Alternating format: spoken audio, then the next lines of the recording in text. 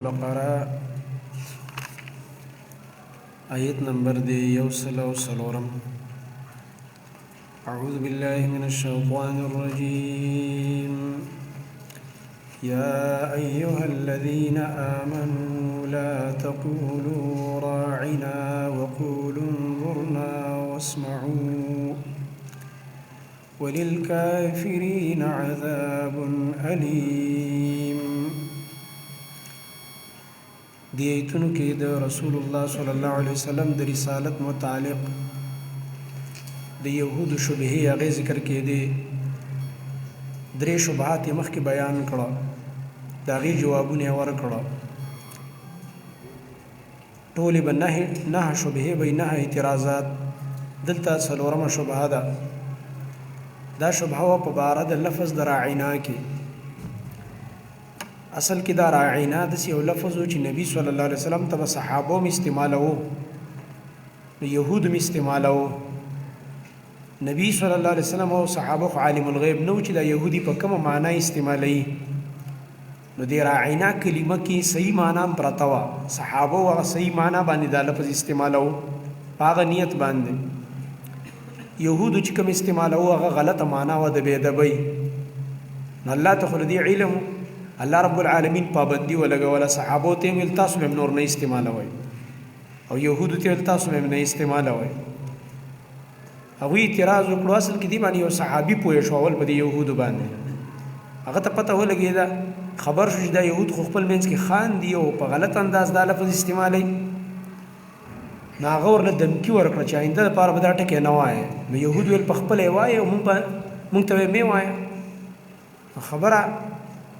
نبی کریم صلی الله علیه وسلم ته پیش شول، نو الله رب العالمین ایتونه نازل کړه، مؤمنان یې بند کړه، تاسو یې مه وایئ او یهود به هم نه وایي. دې نه معلومه شو چې یو کلمه کې کله دوه معنی وي او دا د شریعت نه ثابته نه وي، د هغې استعمال صحیح معنا هم پکې وي او غلطې معنی وهم هم پکې وي، نو دا مه استعمالوه. راعنا کې صحیح معنا څه وه؟ صحابو په دې معنا استعمالول، د الله نبي ته به ویل راعنا، د رعایت نه به یې اخیستی. د الله نبي زموږ لږ رعایت وکړه، لږ لحاظ هم وکړه، یو درخواست کو، یو سوال، یو تپوس کو. راعنا معنا دا و لږه توجه راکئ، لږه ته چې چاته وایې چې جي لږ خیال هم وساتئ، لږ ټیم راکئ، لږه توجه غواړو، لږ رعایت زموږ وکئ، لږ خیال هم وساتئ. صحابو په دې معنا استعمالو. یهودو چې استعمالو دی د رعونت نه اخیسته. راعنا معنا دا ده، رعونت قمقلتوب ته وایي، نعوذ بالله. د نبي صلی الله علیه وسلم ګستاخي کوله، ای په مونږ کې قمقله، نعوذ بالله. ای په دې معنا استعمالو. دې کې دا معنا هم پرته وه، غلطه معنا هم پکې وه، یعنې وهم پکې د غلطې معنی وه. نو مسلمانان خو اوله کې نه پوهېدي چې دا یهود څنګه دا لفظ استعمالوي، یعنې په زموږ په شان ښه معنا باندې به استعمالوي. دغه رنګه کله کله به هغې لی اللسان کولو. وروستو به قرآن کې تاسو ته راشي لی اللسان، دې ته وایي ژبه به پکې واړوله، داسې به ویل راعینا پسې راعینا، یا به پکې پیدا کړه. راعي شپونکي ته وایي، مطلب به دا و. شپونکیتوب خو څه بد کار نه دی، ټول پیغمبرانو ګډې او بیزې سره ولې دي، خو مقصد دی په دې کې توهینو. نعوذ بالله د یهودو مطلب به دا و، ته خو یو شپونکی، ته لا چا پیغمبر کړی، نعوذ بالله. نو داسې به ویل راعینا. نو په دې کلمه باندې پابندي ولګېده. اوس هم چې ګوره کم خلک بعضې الفاظ استعمالوي او د شریعت نه ثابت نه دي، هغه نه استعمالوي. لکه د نبي صلی الله علیه وسلم په باره کې حضور ټکی استعمالول. حضور د عربۍ لفظ دی، او عربي زموږ نه صحابو له ښه ورتله او زموږ نه هغوی په ادب هم ښه پوهېدل، خو هغوی نبي علیه السلام ته حضور نه دی ویلی، نو دا لفظ به نه استعمالوي.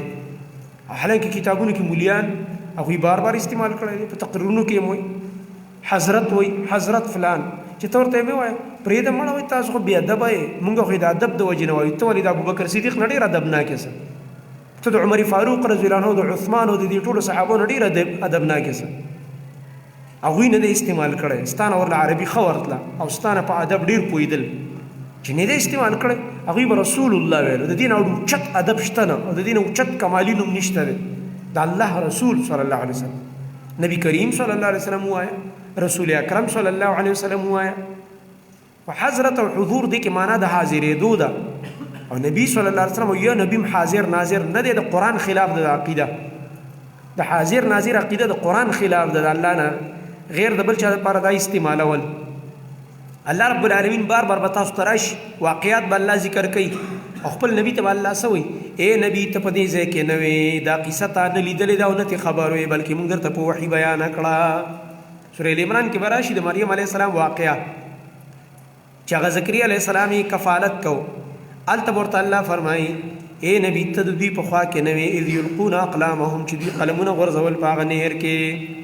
او قراندازي کوله چې کم یو به د مریم کفالت کوي. کله چې ورته د موسی علیه السلام قصه ذکر کی سورې قصص کې بیا ورته هلته بیا وایي خپل زموږ نبي ته اے نبي ګوره ته هلته نه وې وما كنت بجانب الغربیې ته په هغه جانب غربي کې نه وې چې موږ موسی علیه السلام ته کار د نبوت سپارلو بلکې دا مې راته په وحي باندې وښودله دا خبره یعنې ته حاضر ناظر نه یې. د یوسف علیه السلام قصه چې ذکر کړي هلته ورته بیا وایي سورې یوسف کې اے زما نبي ګوره ته د یوسف علیه السلام د ورونو په خوا کې نه وې اذ اجمعوا امرا چې کله هغوی خپل کار په خولو د یوسف علیه السلام په مقابل کې سازش جوړو تاسو حاضر ناظر نه وئ ما درته په وحي وښودله ما درته قرآن نازل کړو نو ته خبر شولئ که نه تاسو ته پته نه وه نو نبي حاضر ناظر نه دا یو باطله عقیده ده. پرون جمعې خطبه کې هم درته ما ویلي او ډېرو خلکو د قرآن خلاف عقیدې جوړې کړي او دا قرآن به موږ دې دپاره وایو تش تلاوت د دې نه دی په کار او په هغې اکتفا نه ده په کار تلاوت سره سره ترجمه ځکه ضروري ده چې موږ تاسو د دې قرآن نه صحیح عقیده یاده زموږ الفاظ هم سم شي او زموږ عقیده هم سمه شي. یا ایها الذین آمنوا ایمان والاو لا تقولوا راعنا موایې تاسو کلمه د راعنا نن نه بعد به راعنا کلمه نه استعمالوئ د دې په ځای به څه وایې وقولوا انظرنا او وایې تاسو موږ ته نظر وکړه ای زموږ نبي د راعنا په ځای انظرنا وایې واسمعوا او بے غوږ کېدئ د الله نبي ته انظرنا معنی یې د الله نبي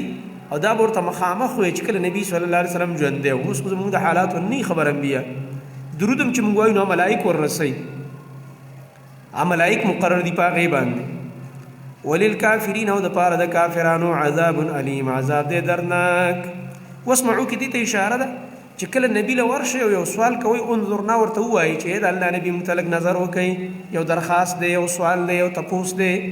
نو بیا به هسې انظرنا انظرنا نه کوي بلکې واسمعوا بیا غوږ کېږدئ چې نبي درته څه جواب درکوي بیا هغه په ادب واورئ او په هغې بیا عمل وکئ هسې د نبي وخت هم مضایع کوئ دې ته ویلی کېږي هغه آداب. او واسمعوا سمع کې معنی د قبولیت ده معنی د نبي خبره چې واورئ نو بیا قبوله کړئ. ما يود الذين كفروا من اهل الكتاب ولا المشركين دلته اوس زجر دی په عناد د یهودیانو باندې یهودیان ډېر ضدي قوم دی. الله فرمایي دا کم چې کافر دي د اهل کتابونه ګوره اهل کتابو ته کافر ویلي دی قرآن او مشرکان دا نه غواړي چې الله په تاسو خیر نازل کړي. خیر نه مراد دی کې څه دی دا کلمه د انظرنا چې ګوره هغه بله کلمه الله ختمه کړه که نه او د هغې په ځای کلمه د سره هغه د راعنا په ځای کلمه ده انظرنا دا د خیر کلمې داسې یو د فایدې خبره چې نازلیږي د رب د طرف نه نو دا یهود هم نه خوښوي مشرکان هم نه خوښوي خفه کېږي چې مړه دا مسلمانان ولې داسې الله حفاظت کوي داسې زموږ ورانې پکې نه چلیږي. ما یود الذین نه غواړي هغه کسان کفرو چې کافران دي من اهل الکتاب د اهل کتابونه ولا المشرکین او نه د مشرکانو نه اهل کتاب او مشرکان دا نه غواړي ان ينزل علیکم چې نازل د کړی شي په تاسو باندې من خیر څه د خیر کلمه من ربکم ستاسو د رب د طرف نه هغوی دا نه غواړي چې تاسو باندې خیر نازل شي. والله الله چې دی یختص برحمته خاص کوي په خپل رحمت سره من یشاء هغه چا لره چې وی غواړي. الله رب العالمین چې د چا دپاره وغواړي خپل رحمت هغه پورې خاص کړي. والله الله چې دی ذو الفضل العظیم خاوند دی د فضل لوی. معلومه شو دا د الله خاص رحم چې دغه کلمې نازله کړه د انظرنا ما ننسخ من آیة او ننسها نأتي بخیر منها او مثلها. دا اوس جواب دی د بل سوال. پنځم سوال دی یو کوئی اعتراض چې وره دا نبی کله یو خبره کوي کله بله خبره کوي ځکه د یهودو په دین کې هغوی نسخه نه منله وایي که نن یو حکم بیانې نبي علیه السلام ته به ویلې بیا چې بله ورځ راشي بیا هغه حکم منسوخ شو اوس بل حکم راغی دا خو ته په دې خپله خبره کې وایي څه ګډ وډ غوندې مونږ ته ښکاري ته خو څه پریشانه غوندې په دې خپل دین کې ښکاري چې کله یو حکم بیانې او کله بل نو ته لا څنګه پیغمبر یې نعوذ بالله. نو الله رب العالمین جواب کوي دلته چې د احکامو بدلول را بدلول دا د الله د قدرت نښه ده او هغه بادشاه دی الله خوښه ده. او الله رب العالمین نسخه کوي. نسخه یو حکم راشي بیا منسوخ کی، بیا بل راشي. یو آیت بیا د هغې تلاوت هم کله منسوخ شي، کله خو داسې تلاوت کېږي حکم یې منسوخي. دا به قرآن کې راځي، وبه یې ګورئ انشاءالله چې 21 آیتونه علماو ذکر کړي دي چې دا آیت تلاوت یې کېږي خو احکام یې منسوخ شوي دي. او بیا پکې بعض علماو په هغې کې داسې توجیحات کړي چې په هغه یو توجیه سره آیت محکم پاتې کېږي او په بله باندې منسوخ کېږي. نو هغه د توجیحاتو د وجې نه بعض علما رالګېدلي لکه شاه ولی الله صاحب وغیره یې 15 آیتونه بیا اخره کې پرېښي دي چې هغه منسوخ دي خو تلاوت یې کېږي. او بعض آیتونه داسې وو چې حکم یې منسوخ شوی دی او تلاوت یې منسوخ شوی دی، بلکې داسې مشته چې تلاوت یې نشته دی، هغه منسوخ شوی دی او حکم برقراره پاتې دی. لکه د رجم آیت. رجم آیت به مخکې قرآن کې لوستلی کېده چې واده والا دی زنا یې وکړه هغه به رجم کېږي، په کاڼو به ویشتلی کېږي. هغه آیت قرآن کې مخکې لوستلی کېده خو تلاوت یې منسوخ شو او حکم برقراره پاتې دی، ځکه نبي صلی الله علیه وسلم نافذ کړی دی، صحابو په زناکارو نافذ کړی دی. نو دا نسخه په هر دین کې وي خو یهودو دا نه منله. دې کې اصل کې غرض دا و چې ولې زموږ تورات منسوخ شو، هغوی انجیل هم نه منلو که نه، او بیا بله اوس چې کوم دی پکې تورات انجیل منسوخ کېږي اوس به موږ لا قرآن منو. دا مقصد دی. په اعتراضات به ځکه کول.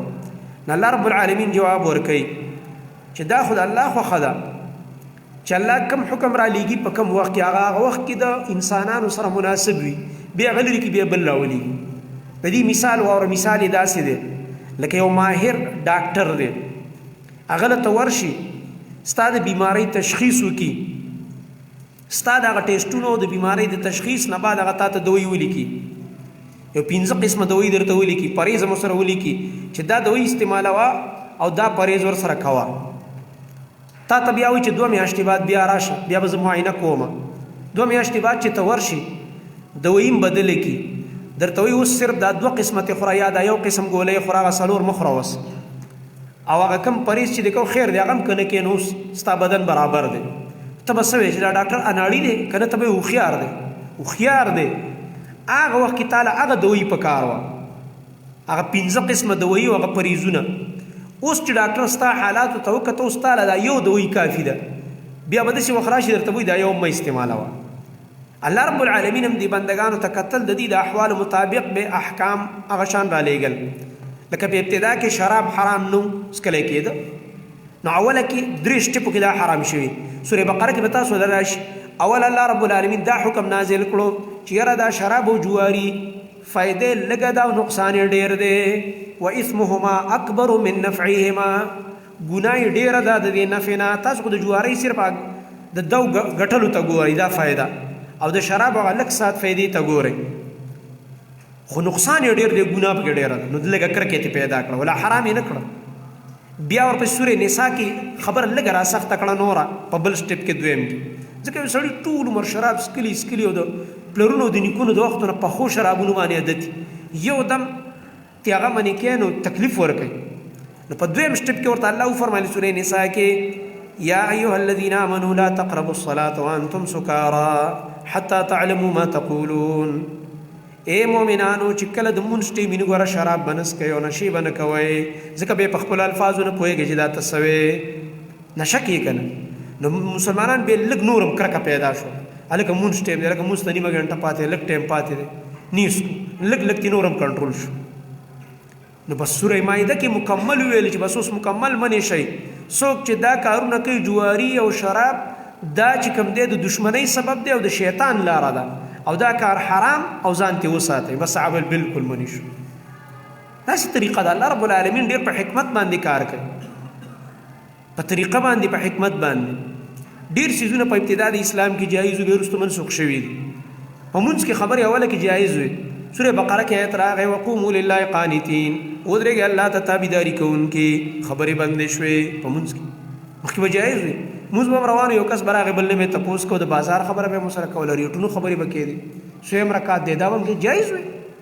صحابه یې مونږ تللي وي او ځای ته چې واپس راغلو ملګرو سره خبرې کولې، خبرې را سره نه کولې، په مونځ ولاړو. مونږ چې داسې چل دی، مونږ ته تپوس کوو، دوی را سره خبرې نه کوي. وایي چې کله سلام وګرځېد راتېر چې اوس نبي علیه السلام مونږ منې کړي تاسو نه وایي، حکم راغلی دی، اوله کې اجازت و، اوس هغه خبرې منسوخ شولې. اوس به نور موږ خبرې نه کوو په حالت د مانځه کې داسې دا نکاح د متعې اوله کې جایز وه نکاح المتعه چې روافظ یې اوس هم کوي د صحابو دشمنان او وروسته بیا حرامه شوه په احادیثو کې چې کوم دی دا حرام وګرځېدله الحمدلله هلته تفصیلات موجود دي وروسته بیا منسوخ شوله داسې ډېر نور مختلف احکام دي نو نسخه په هر دین کې وي خو الله دلته فرمایي موږ چې کوم آیت منسوخ کو یا ای نبی ستاسو نه هیر کو نبی علیه السلام نه هیر شي نو موږ د هغې نه غوره راوړو یا د هغې په مثل راوړو داسې نه کوو چې ګینې موږ د یو آیت حکم یا آیت تلاوت لري کو د هغې په بدل کې درله بیا بل غوره نه راوړو یا د هغې په مثل نه راوړو ځکه دا خو یو خیر دی که نه چې لرې شو چې خیر لرې شو بل خیر به راځي او یا به د هغې نه غوره راځي ما ننسخ هغه چې موږ منسوخ کو من آیت کم آیت او ننسها یا موږ غیر کو ستانې زما نبي نأتي بخیر منها نو موږ راوړو غوره د هغې نه او مثلها یا د هغې په مثل بخیر منها من ثواب او مصلحت او منفعت به زیاتی د مخکنی نه ثواب به هم پکې ډېري منفعت به هم ډېري مصلحت به هم سیوایي د مخکې نه دې ته وایي بخیر منها د مخکې نه به غورئ او مثلها یا به د هغې په مثل باندې وي منه هغه عمل به د هغې په مثل یا ثواب کې به د مخکې برابري خو مصلحت سره به ډېر موافقي مصلحت به زیاتي الم تعلم آیت نه پوهېږي ان الله یقینا الله على كل شيء قدیر په هر څیز باندې قدرت لرونکی دی الله رب العالمین په هر څیز قادر دی دا خو یو جواب شو چې الله په هر څیز قادر دی بس په دې هم قادر دی چې حکم منسوخ کړي ما له څه پکار ده او تا له څه پکار ده چې موږ دې تپوس وکړو موږ له حق نشته دی الم تعلم سره بل جواب هغه دا ده چې ګوره نسخه دا اختیار الهي دی ولې ځکه هغه بادشاه دی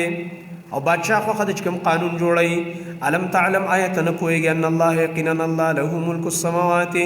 خاص د هغې اختیار کې بادشاهي ده د اسمانونو والارض او د ځمکې وما لکم او نشته ستاسو دپاره من دون الله سوا د الله نه من ولي څوک دوست بچ کوونکی ولا نصیر او نه څوک مددګار د الله د بادشاه قانون به منې ګوره د هغه نه غیر بل ولي او نصیر نشته چې الله نه به دې بچ کړي ګوره ام تريدون دې کې زجر د یهودو ته چې پر رسول الله صلی الله علیه وسلم به اعتراضات کول یهودو ته خطاب دی نبی صلی الله علیه وسلم باندې به اعتراضات کول شبهه به کولې سوالات به کول الله فرمایي دا د دې زوړ عادت دی د دې مشرانو به دقسې کار د موسی علیه السلام سره کولو یو خو یو سړی سوال کوي د خپل ځان د پوهه کولو دپاره که نه پوهېږي نو سوال وکړي یو داسې چې ښه پوهېږي هسې د ضد دپاره او هسې د یو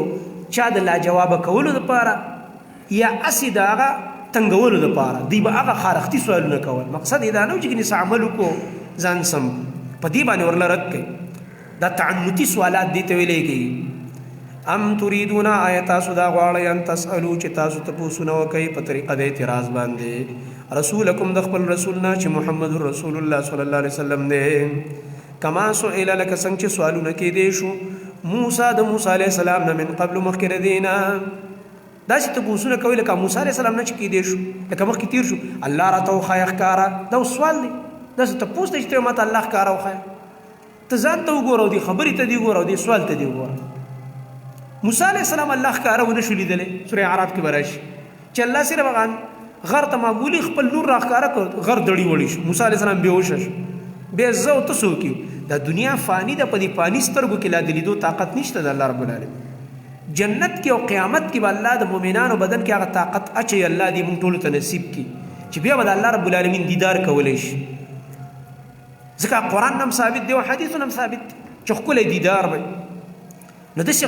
غلط سوالونه به دوی کول کله به یې څه ویلې کله به یې څه ویلې الله فرمایي دا د دې زوړ عادت دی ومن يتبدل الكفر بالایمان دې کې اوس د دې سوالاتو ته د کفر سبب ویلی یعنی په کار خو دا وه چې سوالات د اعتراض یې نه وی کړی بلکې ایمان یې راوړی وی د نبي رسالت یې منلی وی د دې په ځای رالګېږي اعتراضات کوي لکه دې وخت کې په کار ده چې سړی حدیث ومني که نه د منلو په ځای په اعتراضات کوي سوالونه پې کوي شبهات کوي هلکه شبهې پرېږده د نبي حدیث منه دا ته څه کې لګې رسالت مقام خو لږ وپېژنه که ځکه الله فرمایي ومن یتبدل الکفر هغه څوک چې په بدل کې واخستو کفر بالایمان په بدل د ایمان کې ومن یتبدل الکفر کفر یې بدل که یعنې خوښ یې کړو وایخسته بالایمان په بدل د ایمان کې فقد ضل نو یقینا دا انسان ګمراه شو واوړېدو سواء السبیل د برابرې لارې نه ود کثیر من اهل الكتاب دویم زجر دی اوس چې ګوره دی لګی دی د اهل کتاب غواړي چې تاسو مرتد کی د ایمان نه مواړی او کافرم کی ولی حسدا من عند انفسهم حسد پکې دی ستاسو په دې دین باندې عمل دوی برداشت کولی نشي یهود هر زمانه کې داسې سازشونه جوړوي داسې پروګرامونه داسې فلمونه داسې پاټونه داسې قسمه منصوبې چې مسلمانان به څنګه دین نه اړو اوس هم کله په دې نصاب کې ګوتې وایي زموږ ستاسو سکولونو نصابونو کې ګوتې وایي نه دا سبق تیو باسه دا پکې راوله دا تیو باسه دا پکې راوله دا زموږ ستاسو نسل تباه کړي ماشومان جینکۍ ولکان راله تباه او برباد او بد اخلاقه کړي دا شي نه کوي دوی همیشه دپاره ود کثیر من اهل الكتاب غواړي ډېر د اهل کتابونه لو یردونکم چې وګرځئ تاسو لرا من بعد ایمانکم رستو د ایمان راوړلو ستاسو نه کفارن کفر کوونکي حسدا من عند انفسهم د وجې د حسد نه چې پیدا شوی د دوی د نفسونو نه د یهودو په نفسونو کې ډېر شر دی دا حسد د دوی د نفسونو نه راوتی دی یو سړی به وایي ولې دا پوهېږي نه وایي نه نه ښه پوهېږي من بعد ما پس د هغې نه تبین لهم الحق چې ښه ښکاره شوی دوی ته حق ښه په دې پوهې دي چې دا نبي دا رسالت دا قرآن دا حق دی ولې ضد دی پکې که نه حسد دی پکې حسدا نو کله چې دوی دا کارونه کوي نو اوس موږ ته پنځه آداب به مؤمنان په داسې وخت کې اختیاروي دوه دې آیت کې دي یو فعفو دویم وصفحو فعفو نو معافي کوئ دوی ته وصفحو او بې پروا شئ د دوی نه عفو دې ته ویلی کېږي چې دی به ردې بدې وایي د ردو بدو جواب مه ورکوه پرېږدې خپل کار به کوي ځکه هر چا سره سړی نه اړمیږي که نه چې هر چا سره به اړمیږي او بحث به کوي او دغه رنګه وصفحو معنی دا د بې پروا شاړو پروا یې مه ساته دی به لګي خپل به کار به کوي ته خپل کار کوه ته خپل کار جاري ساته حتی تر دې پورې یأتي الله بامره چې راوبولي الله تعالی خپله فیصله الله به خپل حکم راولي حکم د الله رب العالمین یا خو د قتال دی الله رب العالمین به حکم د قتال نازل کړي د یهودیانو سره بس بیا به سره قتال وکړي بس دغه به علاج دی او یا حکم نه مراد دا دی چې الله رب العالمین به خپله فیصله نافظه کړي دوی به هلاک کړي پرېږدي بس الله به یې هلاک کړي تاسو خپل کار کوئ ان الله یقینا الله على كل شيء قدیر په هر څیز باندې قدرت لرونکی دی واقیموا الصلاة واتوا الزکاة نور درې آداب ته خپل کار کوه مونځ پابندي کوه زکات ورکوه دریم دا د نیک اعمال مخکې ولېږه چې الله درله اجر درکړي نیکۍ کې ځان مصروف کا ځان نه دومره وزګار خیل مه جوړوه چې د هر چا لګې هغې ته توجه ورکوي د هر چا به مونږ جوابونه کوو بس ته حق وایه ته خپل کار جاري ساته واقیموا الصلاة او پابندي کوئ د مانځه واتو زکات ورکوئ زکات وما تقدمو او هغه چې مخکې لېږئ تاسو لانفسکم د پاره د فایدې د خپلو ځانونو من خیر څه نیک عمل تجدوه من تجدو اجره وبه مومئ تاسو د هغې اجر او ثواب عند الله په نزد الله تعالی باندې الله به د هغې اجر تاسو له درکړي ان الله یقینا الله بما تعملون بصیر په هغه عملونو چې تاسو یې کوئ لیدونکی ذات دی وقالوا لن يدخل الجنة إلا من كان هودا أو نصارى بل زجر دې دریم یهودو ته هم دی او نصاراو ته هم دی دی دواړو به د ځان دپاره جنت خاص کوو دعوې کوله یهود به ویل مونږ جنتیان یو جنت ته به صرف یهودیان ځي نصارا به ویل نه نه صرف نصارا به جنت ته ځي الله فرمایي دا د دې تشې ارزوګانې دي دلیل ملیل ورسره نشته دی څوک به جنت ته ځي ورپسې ایت کې وایي چې من اسلم وجهه لله وهو محسن دا صفت چې ځان کې پیدا کړي بیا به جنت ته ځي چې دا دې نه پیدا کړی صفت دعوو باندې کار نه کېږي وقالوا وایي دا یهودیان لن يدخل الجنة چرې به نه داخلېږي جنت ته الا من کان هودا مگر هغه څوک چې وي هغه یهودي او نصارا دا او د پاره د تفصیل دی څه معنا نصارا جدا خپله دعوه کوله یعنی وقالوا من نصارا وي چې لن يدخل الجنة الا من کان نصارا داسې دی اصل کې عبارت یهود وای چې نه به داخلېږي جنت ته مگر یهودیان او نصارا وای نه به داخلېږي جنت ته مگر صرف نصارا به داخلېږي هر یو ځان ته جنتیان ویل الله پې رد کوي تلک امانیهم دا تشې ارزوګانې دي د دوی الله وایي تشې ارزوګانې په ارزوګانو څوک جنت ته نه ځي د دې مثال داسې لکه سړی هسې خیالي اسونه ځغلوي زمونږ بعضې خلک هماسې بس وایي الله هم دې برناقه وبخي څنګه برناقه وبخي برناقه ټکي باندې پوهېږي مطلب د سره حق مې شته نه د بخښنې او الله دې ما ناحق وبخيني الله دي ناحق فیصله وکړي نعوذ بالله دا تسوي برنا قد الله سي به بخي نا تس اسباب خو اختیار کا کنه بیا د الله نه امید وساته رجا کوا ځکه مؤمن به دوه حالتونو کې وخت لري خوف او امید بد الله نه یریږي امید امیدي چې زرا عقیدم د توحید دا شرک نمزان بچ کړي بدعات نم بچ کړي د سنت او تابعداري د باز عبادت د مات ګډ تا کې دي چې الله په دې معاف خو ته چې په دې ټال ځکه چې نه مړه زخ په جنت ته زما الله فرمایي دا ارزوګانی امانی چې کوم دې ته لیکيږي چې د نفس خواهشي او پاغي باندې شرعي دلیل نه تش اسد زړه یو خیال لري قل ورته وای ای زما نبی هاتو برهانکم راوړی تاسو دلیل یو مضبوط دلیل خو راوړی کنه په خپل دعوه باندې ان کنتم صادقین کای تاسو رښتونی معنا دروغجن یې بلا دې کې رد دې د امانی او بیان البرهان کې وس برهان دار بلا من بلکې هغه څوک اسلمه چې تابع کړی دی وجهه خپل مخ وجه ګور مراد د مخ نه ټول بدن دی خو دې ته ویل کېږي ذکر د جز مراد ته کل دا مخ په دې ټول بدن کې او اشرف اندام دی او اشرف او عزتمن جز دی نو چې مخ ذکر شي مراد ته ټول بدني خلک وایي کنه مړه دې پلاني مخ وکا یاره دې پلاني دې مخ نه وي خیر دی دې خبر نه تیر شته پلاني چې سم سر راغله خلک دې وایي کنه جرګه کې بوزي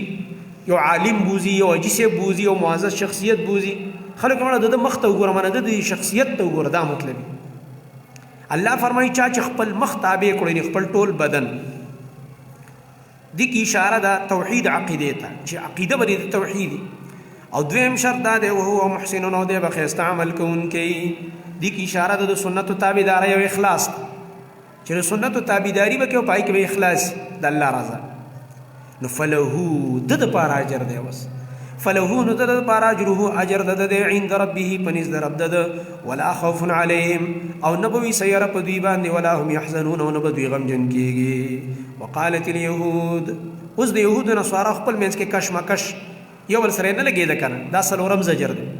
د یو بل د حق دین او د آسماني کتابونو به انکار کو يهود به کوم دی انجیل نه منلو د عیسی علی السلام رسالت به نه منلو بلکې کنزل به ورته کول نعوذ بالله ولد الزنا به ورته ویلو په مریم بیبي باندې به د بدکاری تهمت لګاو دومره ظالمان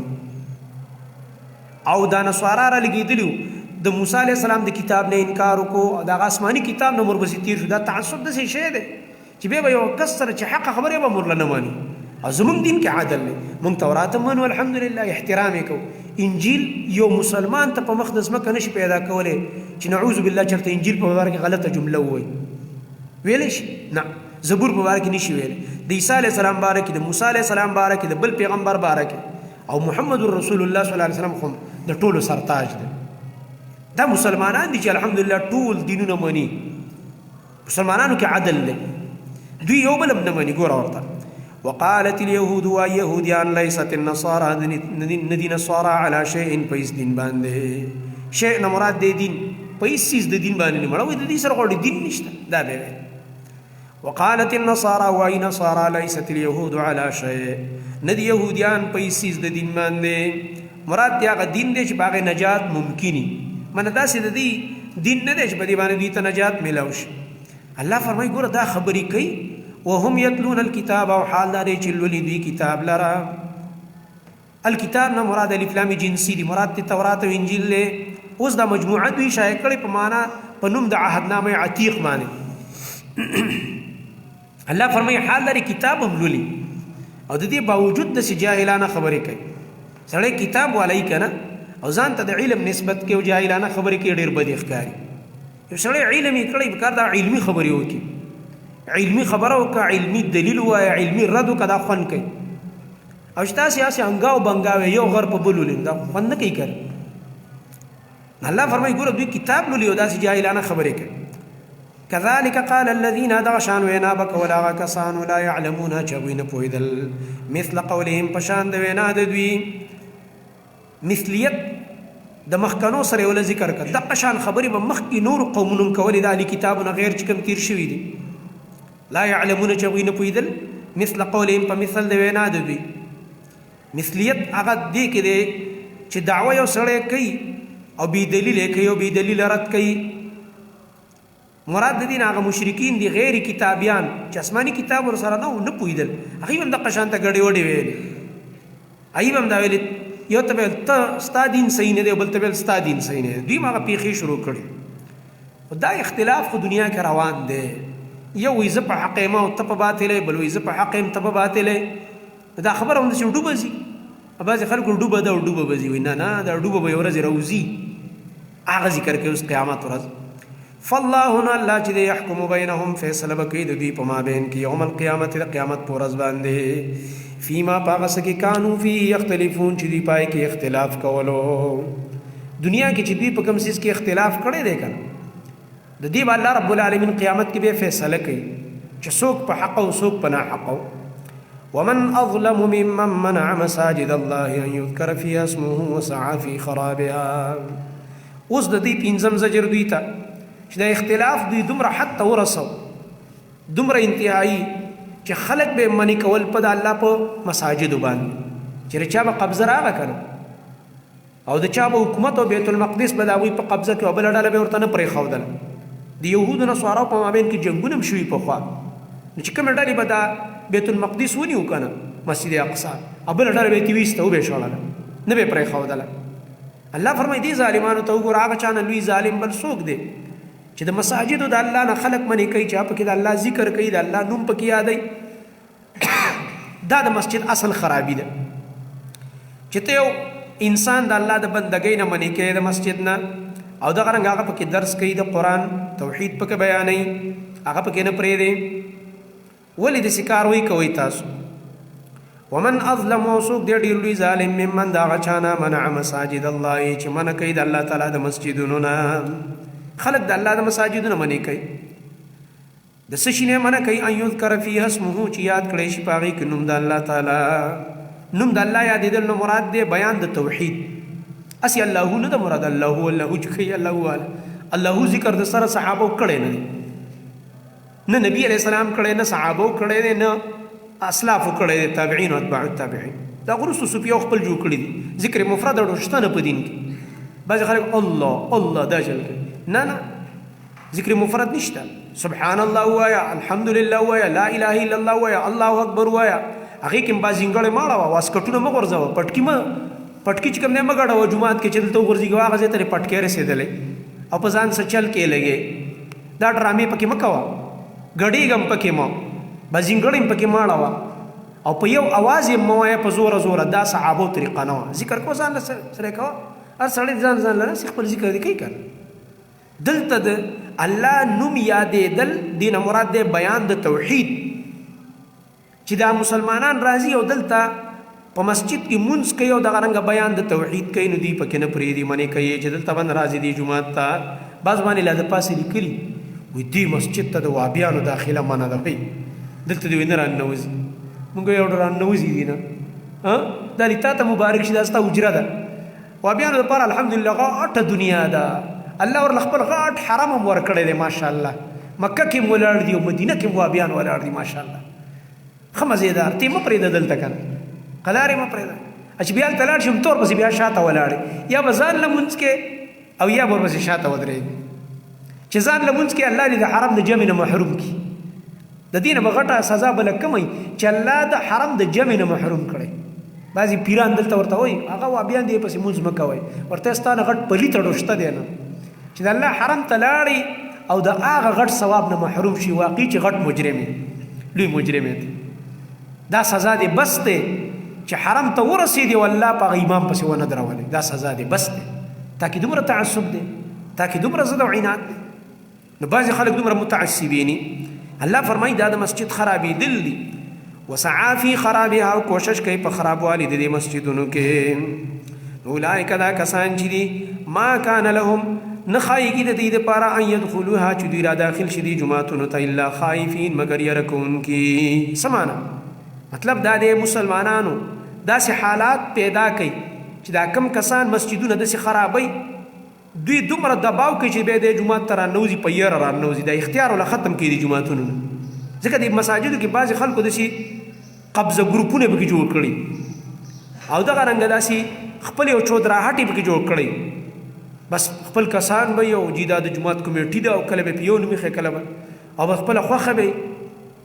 ما ته چا ویلي علاقې ته موږ لاړو ویل یاره دلته ویسه کسان دي وي شنه امیان دي شنه او یغي بس چې کله موږ سره وي یو عالم وي راشي خالدي سالم به تکړه او وي بس یو څو خطبه چوکي او چې ولې شپ تزه زم خوښ نشولې او ته چې خبره صدا نه مو خو په قران او حدیث نه پوهې خو بیان خوند رانه کړل وای ینه په قران پوهېږي نه په حدیث پوهېږي تعالی د اختیار چا درکړي چې ته علماء په باره کې انتخاب کوه چې ته ځو مونږ بل راولو او چې بیا بل عالم راشي به ته دوی انټرویو لي هلکه تعالی د اختیار چا درکړي ته انټرویو لي تعالی قران درځي تعالی حدیث درځي تعالیم چې ته انټرویو لي د عالم نه ته پوښتنه تکې بعضې خلک داسې په کار دار چې داسې خلک مسجد ته په یره را داخل شي داسې خلکو له اختیارات ورکول نه دي په کار الله فرمایي داسې حالات جوړ کړي چې داسې خلک په یره را ننوځي خدا کم خلک چې مسجدونو ماحول خرابوي دوی ته اوس عذاب د دنیا د آخرت لهم د دې دپاره فی الدنیا په دنیا کې خزي شرمندګي ده داسې خلک الله دنیا کې هم شرموي ذلیلې کې پریشانۍ کې واقع کې ولهم او د دې دپاره فی الآخرت په آخرت کې عذاب عظیم عذاب دی لوی ولله المشرق والمغرب اوس وی مړه که په مسجد دی بند کړم الله فرمایي مړه مشرق هم د الله دی او مغرب هم د الله دی دی یو جماعت باندې بند کړي ګرځه غټه ځمکه د بل ځای کې عبادت کوه کنه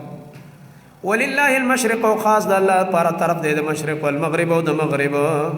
مطلب دا دی که چا په یو مسجد کې نه پرېښودي او ظالم راوشړلې خیر دی مه خفه کېږه مشرق طرف ته لاړ شه مغرب طرف ته لاړ شه غټه ځمکه ده د الله بل ځای کې بندګي وکړه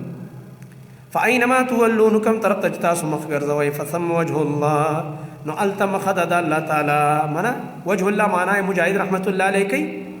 فثم وجه الله الته قبلة الله د الله قبله شته د الله قبله خو ځای کې شته په ډاګه کې کروانیم قبلې پته لګي دې طرف ته قبله ده مونځ کوه ستا مونځ پکې کېږي ان الله یقینا الله چې دی واسع علیم فراخ فضل والا دی پوهه دی په هر څه باندې وقالوا اتخذ الله ولدا د دې شپږم اعتراض د هغې جواب اوس کوي عزیر علیه السلام چې کوم دی د هغه په باره کې او د ملایکو باره کې دی شبهه کوله نبی صلی الله علیه وسلم ته ویلې ته ګوره عزیر علیه السلام نه مني څنګه یې لکه نه منم وایي ګوره خو ابن الله دی که نه د الله زوی دی د الله نازولی دی نعوذ بالله او تی نه مني الله رب العالمین جواب کوي چې نه نه زما خو ولد نشته عزیر علیه السلام خو زما ولد نه دی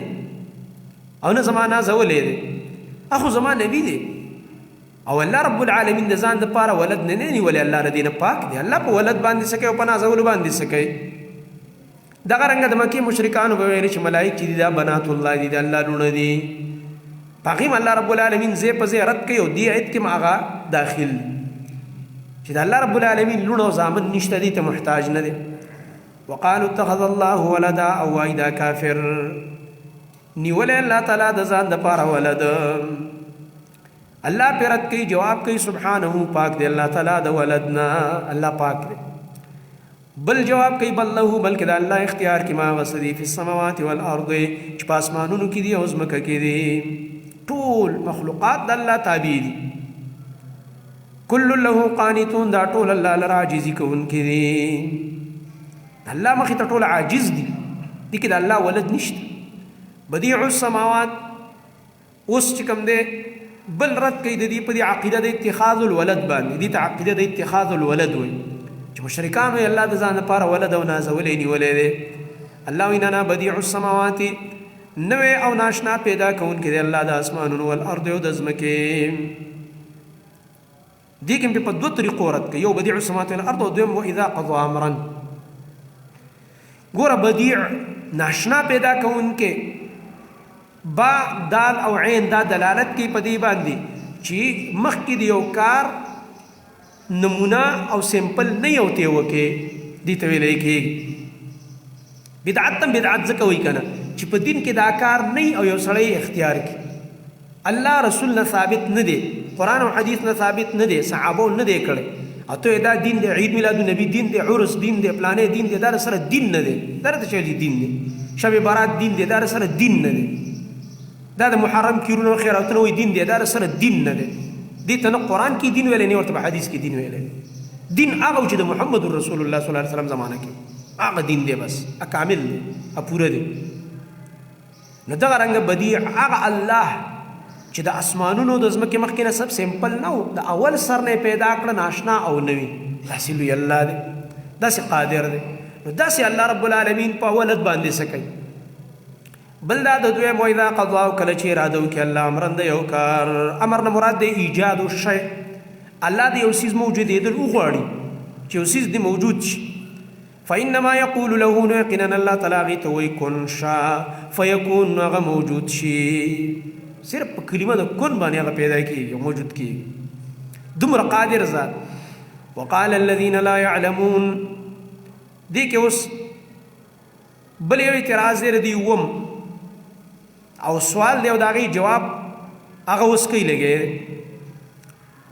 دوی بل اعتراض دا کو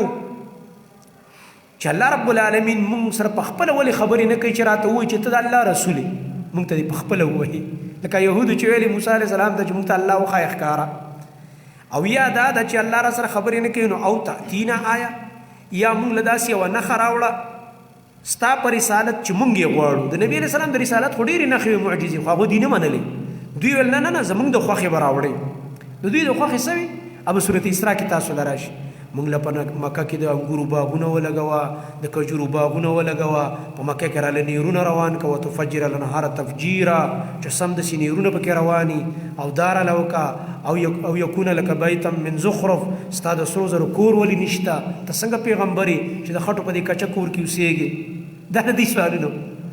د سرو زرو کور چې تا نه جوړ شو بیا به دې ومنو، او چې دا چلو شو بیا به دې ومنو. نو الله فرمایي ولې زه ستاسو تابع یم څه چې تاسو به ماته څه وایي زه به هغسې کوم. او سورت انعام کې به ووایي اے نبی دا خو لا وړې خبرې دي چې زه تاله د سرو زرو کور جوړ کم، یا د انګورو باغ ولګوم، یا د کجورو یا یو نیر روان کم. دا خلک به اوچت کم، دا خلک به د دې ځمکې نه اوچت کم، دا مکې والا بره به اسمان ته بوزم، هلته به ورله په لاس کې دا قرآن داسې ورکم چې دا زما کتاب.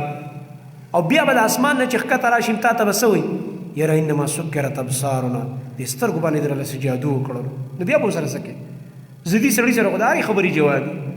ضدي سړی چې نه مني هغې به په یو طریقه هم نه مني.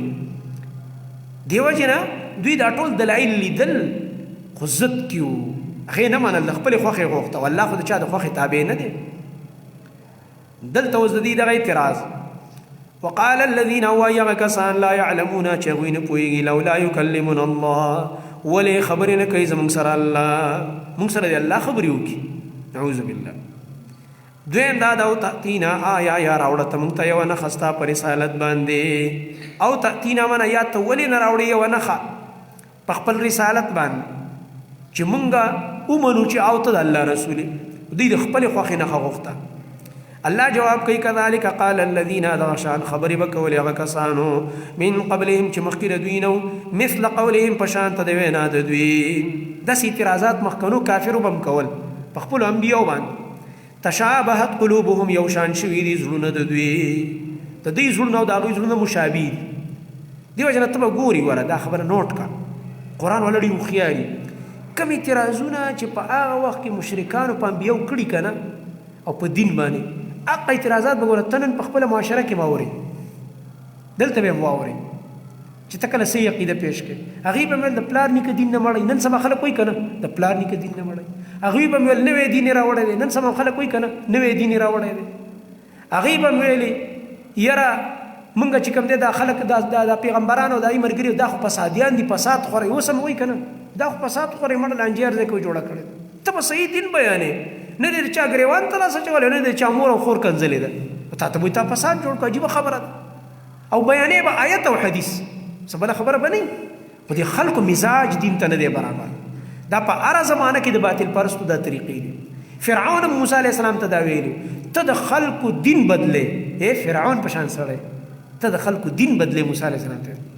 او ته فساد خورې. په خپل ماشومان قتلول واړه واړه د بني اسرائیلو، ځان ته فسادي نه ویلو، او موسی علیه السلام ته نعوذ بالله فسادي ویلو. او ته د پلار نیکه د دین نه خلک کړی، او زه خو خلکو ته د هدایت لاره ښیم. فرعون به ویلې خپلې لارې ته به د هدایت لاره ویله. دا هره زمانه کې د باطل پرستو دا طریقې وي. دا په قرآن کې تاسو د دې نمونې ډېرې ګورئ.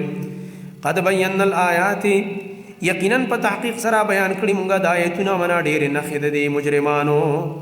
لقوم یوقنون د پاره دا قوم چې غوی یقین کوي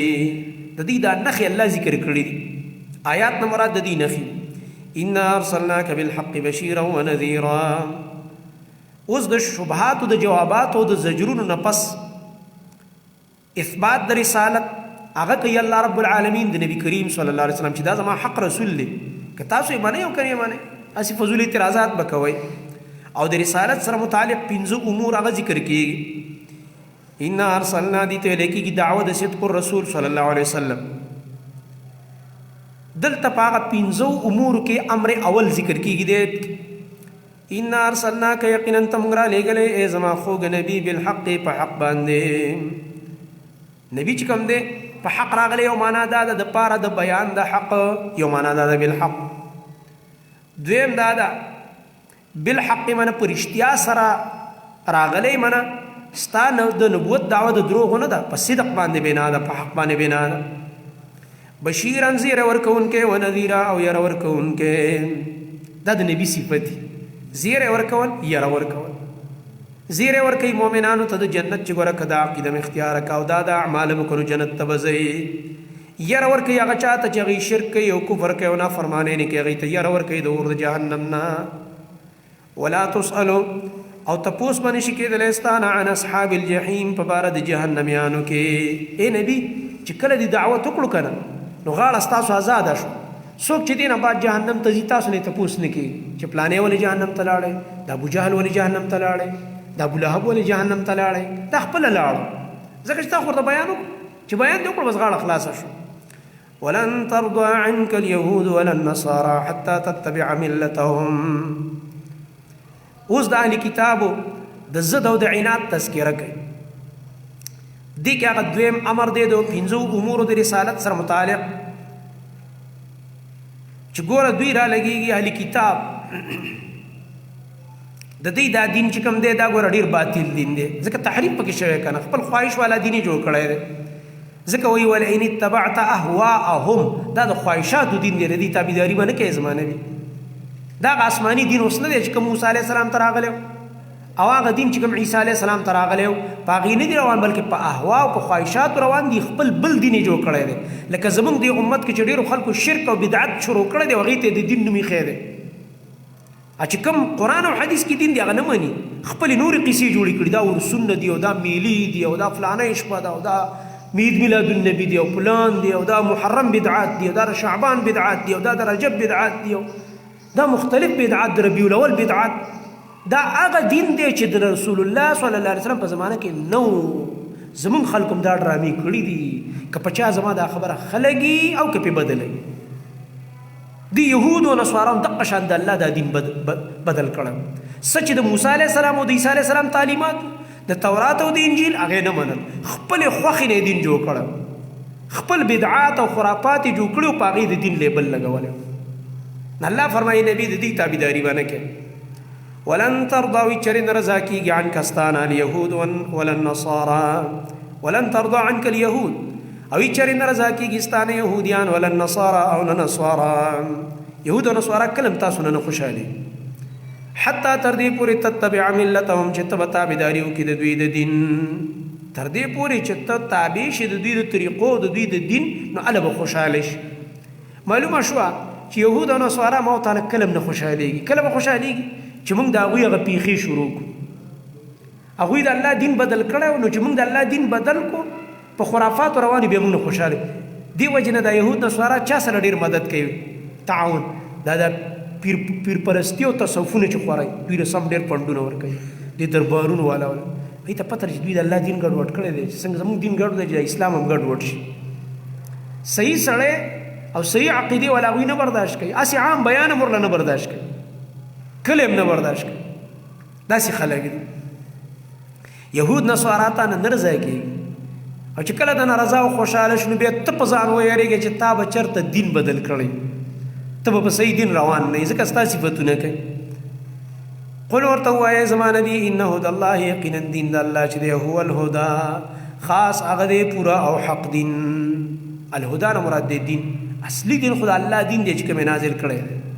اوس تنبیه ولئن اتبعت او که چرته تا تابعداري وکړې زما نبی اهواهم د دوی د خواهشاتو معلومه شو چې دوی په خواهشاتو بس روان دي د الله دیني پرې خېده کتا تابعداري وکړه د دوی د خواهشاتو بعد الذي پس دا غنا جاءك من العلم چراغله تا ته علم د قران او وحي تا ته علم د وحي راو او دینه بعد هم تر دوی په خواهشاتو روان شي نو مالک بیا بنوي استاد پار من الله د الله د عذاب نه من ولین سوک دوست بچ کونکې ولا نصير او نسوک مددگار من الله من عذاب الله بیا دی ګور د الله د عذاب نه سوک نشي خلاصوله نو نبی کریم صلی الله علیه وسلم خو تابعداري نه کوله یره ما او تا تعالی چې موږ د يهود نصارا او پیخي شروع نکو دا غوي سره دا غي په کریسمس کې او په پروګرامونو او په اخترونو کې به شرکت نه کوي هندوان دي يهود دي نصارا دي کفار دي دا غي عیدونه دا غي اخترونه دا غي خوشاله نه دا خو دا په کوپر کله کې چې تورته مبارک دي شو مطلب نعوذ بالله ستاسو کوپر ډیر خشه دي مبارک دي دا سی ونه کې دین بزان ساتي دي سيزون یا بد الله سره یارانی کې به یا بد الله د دشمنانو سره کې دا ډرامي خو نه چلی کنه چې الله ته د زار او قربان دي د نامې نه او چې کوم د کافر ته چې زار او قربان دي د نامې نه تم خسړای ته د الله دشمن خو تم خسړای ته مې مخاخي دا چلون الله رب العالمین نه خواخي الذين آتيناهم الكتاب يتلونه حق تلاوته دي کې هغه امر ثالث دی د امور خمسونه چې متعلق دي د رسالت سره دلته دریم امر دی دلیل نقلی راوړي د اهل کتابونه چې ګوره په اهل کتابو کې کوم حق پرست علما دي هغوی ته پته ده چې دا قرآن هم حق دی او دا نبي هم حق دی کوم چې حق پرست اهل کتابو کنه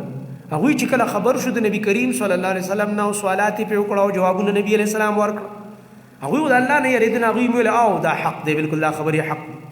نو دا م یو تایید چې کنه چې ګوره دا زما نبي حق دی ځکه چې مخکني اهل کتاب حق پرست علما یې تایید کوي الذين كسان آتيناهم الكتاب چې ورکړی موږ هغوی ته کتاب یتلونه هغوی لولي دا قرآن حق تلاوته په لایق لوستلو د دې سره اولئک دا کسان یؤمنون به ایمان راوړي په دې قرآن باندې دغه رنګ به ضمیر نبی ته راجع کېدی شي یتلونه یا مراد خدا دې چې خپل کتاب لولي په لایق لوستلو منه تورات صحیح لولي په حق پرستۍ نو د هغې د لاسې په دې نبي او قرآن ایمان راوړلو ځکه هغې کې د دې نښې د دې اخري نبي او یا مراد دا قرآن دی او دا هغه کسان دي چې د دې علم او د دې عمل د شریعت مطابق او د وحي مطابق د تحریف نه ځان بچ کړی یتلونه حق تلاوته دا معنا ده علم هم کوي او عمل هم کوي او تحریف نه ځان بچ ساتي دا لایق لوستلی د الله د کتاب چې هم پې پوه شي هم پې عمل وکړي هم یې تحریف نه کوي دویم دا د یتلونه حق تلاوته تلا یتلو چې کوم دی تابعدارۍ ته ویلی کېږي دوی تابعداري کوي د الله رب العالمین د دې کتاب په لایق تابعدارۍ سره اولئک دا کسان چې یؤمنون به ایمان راوړي په دې قرآن باندې او د الله په دې نبي باندې ومن یکفر به او چا چې کفر وکړو په دې باندې فاولئک نو دا کسان هم الخاسرون خاص هم دي تاوانیان یا بني اسرائیل دې کې ترغیب دی بني اسرائیل ته د څه خبرې ترغیب ورکوي چې راشي تصدیق وکړي د دې اخري نبي د د رسالت ومني او توجه د دې را مبذول کوي الله رب العالمین ولې راګرځي دین ابراهیمی ته دلته په دې خطاب کې دا مقصود دی ځکه وروسته وایي د ابتلا ابراهیم سره ایتونو کې د بل رکوع کې شروع کوي د ابراهیم علیه السلام د حالات یا بنی اسرائیل هم دې رکوع کې وروسته ذکر کوي وس یا بنی اسرائیل یا اولاد یعقوب علیہ السلام اذکروا یاد کئ نعمتي التي زما نعمتنا انعمت علیکم چا نعمتونه میکړي پتا سو باندې وانی فضلتکم یقینا ما تاسو لغورواله درکړو علی العالمین په عالمونو باندې د خپل زمانه په خپل دور کې غوړه خلق وای وسم راشي کنه د غوړه امت کې ځان داخل کوي کنه دا اخري نبی ومنه کنه واتقوا یوما وزدلتا تخویف د آخرت ورکی منکرینو د رسول صلی الله علیه وسلم ته ګوره کچرته دا رسول مونه منلو د رسالت مونه منلو نو دا لوی ورځ د عذاب نه بیا ځان نشي خلاصولی واتقوا ځان بچ کوي یوما د عذاب دا ورځ نه یوما من عذاب یوم لا تجزي چې بدله به نشي ورکولی نفس یو نفس عن نفس په بدل د بل نفس کې شیئا هیڅ مطلب دا دی یو نفس د بل نفس په بدل کې سزا نشي خوړلی چې دا مجرم به بچ شي او دا غیر مجرم به رامخکې شي او زوی به الله ته دا پلار مې پرېږده خیر دی زه به قرباني ورکړم او یو ورور به بل ورور په باره کې چې زه خیر دی زه به قرباني ورکړم دا بل ورور مې پرېږده نه هلته څوک د چا نه پکارېږي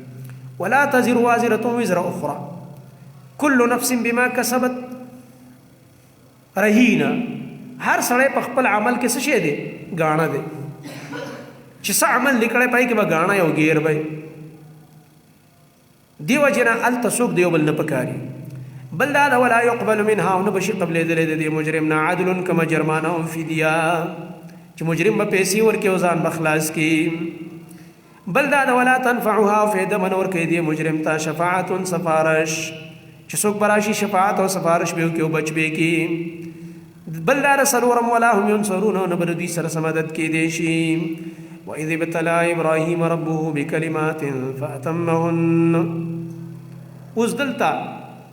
د دې ځای نه والا یوسل وختم آیت پورې دې کې چې کوم دی اول د ابراهیم علیه السلام نه دلیل نقلی راوړي او دې کې مقصد دا دی چې دا زمان نبی چې دی محمد رسول الله صلی الله علیه وسلم دا په دین ابراهیمی باندې روان دی دا سنوي خبرې نه کوي راشي تاسو د دې رسول رسالت ومنئ ځکه یهودو به ویل ابراهیم علیه السلام زموږ نیکه دی نصاراو به ویل زموږ نیکه دی د مکې مشرکانو عربو به ویل زموږ نیکه دی ټول یې احترام کوي نو دوی ته وایي چې دا زما آخري نبي چې راغلی دا خو همدغه دین ابراهیمي پیش کوي که نه د ابراهیم علیه السلام صحیح تابعدار دی نو ولې بیا نه منئ دغه رنګه دې کې چې کوم دی راوړي واقعه د ابراهیم علیه السلام په طریقه د دلیل نقلي دعوت ورکوي بني اسرائیلو ته چې ګوره د ابراهیم علیه السلام په دین کې دغه شرک نه کوم چې تاسو کوئ بل دا د یهود نصارا د حرم او د کعبې ډېر دشمنان دي او ابراهیم علیه السلام خو کعبه جوړه کړې ده هغه کعبه جوړه کړې ده او ته کعبه نه منې ظالمتي دشمني لګې دا څه کې لګې نو دوی ته دعوت دی چې راشئ دا دین ابراهیمی قبول کوي تاسو بل دا د ابراهیم علیه السلام دعا کړې وه په باره د آخري نبي صلی الله علیه وسلم کې او تاسو د آخري نبي نه منئ تاسو ته انکار کوئ بل دا د ابراهیم علیه السلام وصیت کړی د الله په توحید باندې او تاسو د توحید خلاف روان یې په دې آیت کې چې کوم دی او بیا چې کوم دی دې واقع کې 15 خبرې به کوي او 9 زجرونه به بیانېږي د اهل کتابو ته پکې دا خبرې به روانې دي یوسل اختمایت پوری به دا داس چلیږي اوس دلته په دې آیت کې چې کوم دی وایي ابتلا ابراهیم ربه بکلمات دې کې اولنۍ خبره د عظمت شان د ابراهیم علیه السلام بیانوي په دې خبره باندې چې د الله رب العالمین هغه ټولې خبرې او امرونه هغې پوره کړي چې کوم په ده باندې په طور د امتحاناتو باندې راغلي ټولې خبرې د پوره کړي په ټولو امتحاناتو کې پاس شوی دی وَإِذِ ابْتَلَاهُ په هغه وخت کې چې ازمایش کړی ابراهیم په ابراهیم علیه السلام باندې ربه د هغه رب بکلمات په یو څو کارونو باندې کلمات نه مراد څه دي هغه کلمات چې د الله له طرف نه درته ویلی شوي او د پوره کړي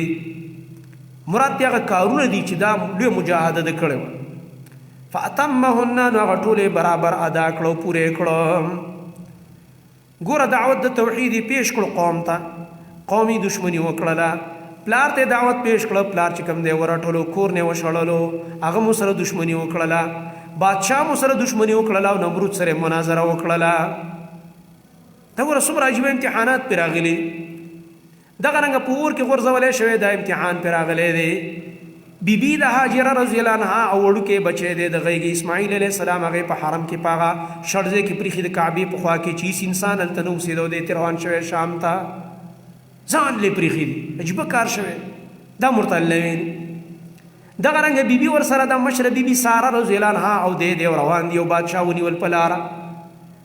دې دپاره چې د بیبي بې عزتي ورله وکړي او هغه امتحان کې الله تعالی پاس کړو بس هغه عزت یې الله بچ کړو او واقع تفصیلي موجود ده په حدیث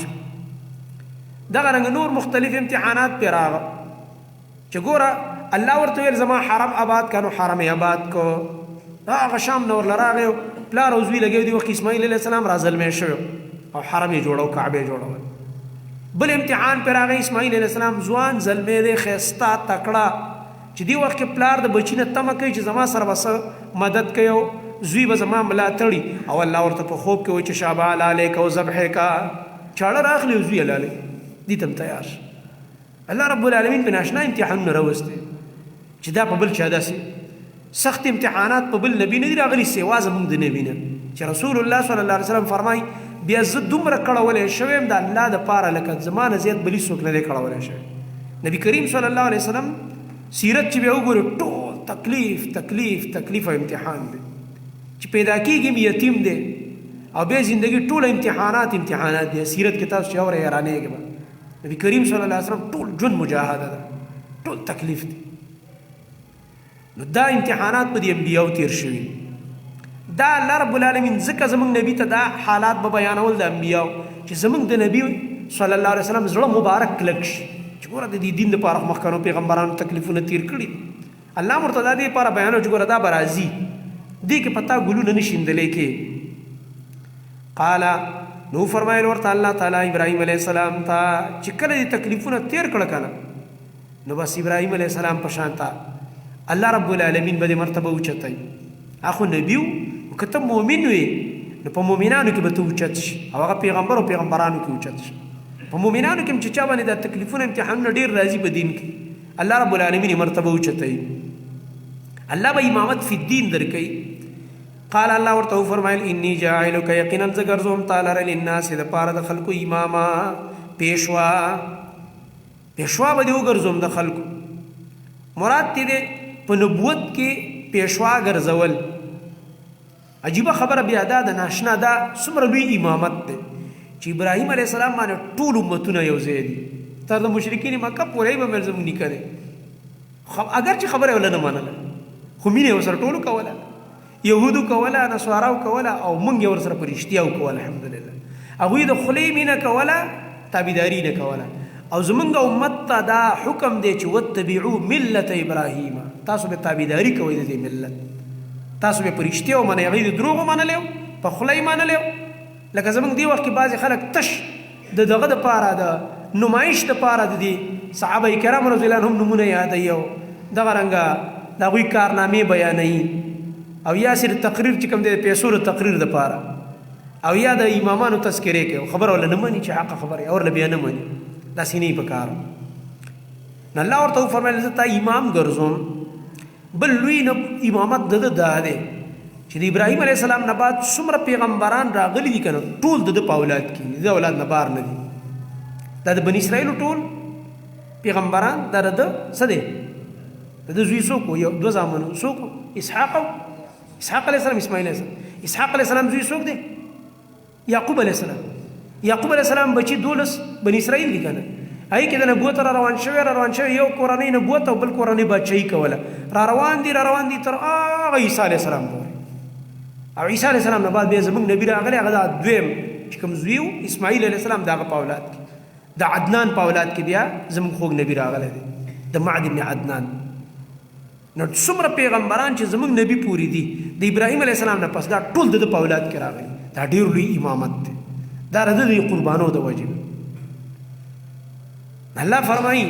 زه تا ګرځوم د خلکو دپاره امام پیشوا قال ابراهیم علیه السلام فرمایل ومن ذریتی او زما د اولاد نم پیشوایان جوړ کا هغې ته مې امامت فی الدین ورکا یا الله قال الله ورته وفرمایل لا ینال عهد الظالمین نه رسیږي زما د الله اوس د امامت ظالمانو ته څه معنا ستا اولاد کې به هم جوړوم دینداره به او انبیا به هم راځي خو بعضې به پکې ګوره ظالمان یې هغوی ته به د الله اوس نه رسیږي ځکه ډېر خلک داسې دي چې د اسماعیل علیه السلام په اولاد کې د عرب شرکې کو ظالمان شو چې کوم پکې سم دي او په عقیده د توحید هغوی ته به دقه شانته عزت ورکوم وإذ جعلنا البيت مثابة للناس وأمنا اوس ذکر کوي عظمت د بیت الله دویمه خبره ده په درې طریقو سره د بیت الله عظمت چې دا بیت الله هم د ابراهیم علیه السلام جوړ کړی دی وإذ جعلنا البيت او په هغه وخت کې چې ګرځولی مونږ بیت الله مثابة زید ثواب للناس دپاره د خلکو ګوره مثابة کې دوه معنی دي زید ثواب ورته وایي او مثابة ثاب یثوبو کې معنا د رجوع هم ده هغه ځای چې هغې ته بار بار تله کېږي، بار بار ورته انسان ورځي، زړه یې ترې نه مړېږي. څوک چې حرم له تلی که 10 ځله هم تلی، ته ورته وایې چې حاجي صاحب بیا دې لېږمه ځې، وایي ولې نه ځمه، د شپې خو ځمه، نیمه شپه د ټیکټ ولې نه ځمه، چا زړه ترې نه مړېږي. ابه ډېر بدبخت دی او بدقسمته وی چې لا دې به لا د حرم نه به هم زړه موړ شي. داسې ځای دی چې یو ځل دې ولیده که نه، دا چا چې لیدلی نه دی نو دا مړه زړونه د دوی دي، او چې چا یو ځل ولیده که نه بس هغه بیا ترې نه دغه کېږي، او چې بیا لاړلی او بیا لاړلی او بیا لاړلی. الله رب العالمین فرمایي دا ځای دی د هغه رجوع چې بار بار خلک دغلته ورځي، بار بار یې زړه غواړي. او مثابتن کې معنا دا د ثواب ګټلو ځای هم دی، للناس دپاره د خلکو و امنا او ځای د امن دی، امن دی هلته د الله رب العالمین د حرم په امن قسم کړی، وهذا البلد الامین، او قسم می دی د دې ښار په دې ښار چې د امن ښار دی. هلته به خپل دشمن ته هم څه نه وي، هلته به د عربو دشمن به راغی په حرم کې به چې و دشمني مشمنۍ خبرې به نه وي. بیا د جاهلیت په دور کې خبره کوم، مسلمان خو به خامخا احترام کوي. د جاهلیت په زمانه کې به هم د حرم په ځمکه کې چا دشمن ته څه نه ویل، مشرکانو کافرانو به ویل نه نه دا حرم دی. صحابي چې وجنو که نه شهید کولی خبیب رضی الله عنه، ام مشرکانو د حرم د ځمکې نه بار ویست او شهید یې کړو، ځکه چې یېرېده ویل دا د حرم ځمکه ده دلته یې نه شهید کوو، بار یې ویست. نو دغه د امن ځای دی. واتخذوا دین مخکې قلنا حذف دی، مونږ ویلي واتخذوا ونیسئ من مقام ابراهیم، هغه ځای د ودرېدو د ابراهیم علیه السلام نه، مصلی ځای د مانځه. مقام ابراهیم کوم ځای کې چې ابراهیم علیه السلام ولاړ او آبادي کوله، هلته یې خپې هغه چاپ هم شته، اوس ته یې شیشه غوندې تاوه کړی. چې کله یې طواف وکړو دغه ځای کې بیا 2 رکعاتې دي طواف نه بعد. خو اوس چونکې په حرم کې ګڼه ډېره ده، ټیل ډېرې، نو هلته نه شي ودرېدی، هلته به نه ته په مونځ پوه شي او نه به طواف کوونکي په طواف پوه کړي. ته هم ګناهګار شو، هغوی دې هم ګناهګار. بس ځه یو ګوټ ته ځه ودرېږه یو خالي ځای کې، چې په هر ځای کې ودرېږه، 2 رکعاته هر ځای کې کېږي. بلکې بعضې صحابو طواف یې کړی دی او بار وتي دي د جومات نه او په لاره کې 2 رکعاته به یې کړي، دا هم جایز دی. امام بخاري په حدیث راوړي، عمر رضی الله عنه دننه طواف وکړو او بار ووتو، په لاره کې مونځ وکړو، 2 رکعاته طواف په لاره کې وکړه، هغه هر ځای کې کېږي. هغې کې ضد مه کوه، دا بعض جاهلان او خاص کر دا جاهلې ښځې دا مطاف به تنګ کړی، هلته به خلک طواف کوي، هلته به ولاړي، بس مقام ابراهیم ته مخامخ دی په ځان فرض کړی. دا مستحب امر دی، یو شی چې مستحب یې هغې نه فرضیت مه جوړوه. اوس د حجر اسود ښکلول دا په حج او په عمره کې شرط نه دی چې دا به واجب دی او فرض دی او خامخا به یې ښکلی، او ته ټیل دې جوړ کړی او ټیل دې جوړ کړی او زور کې لګې.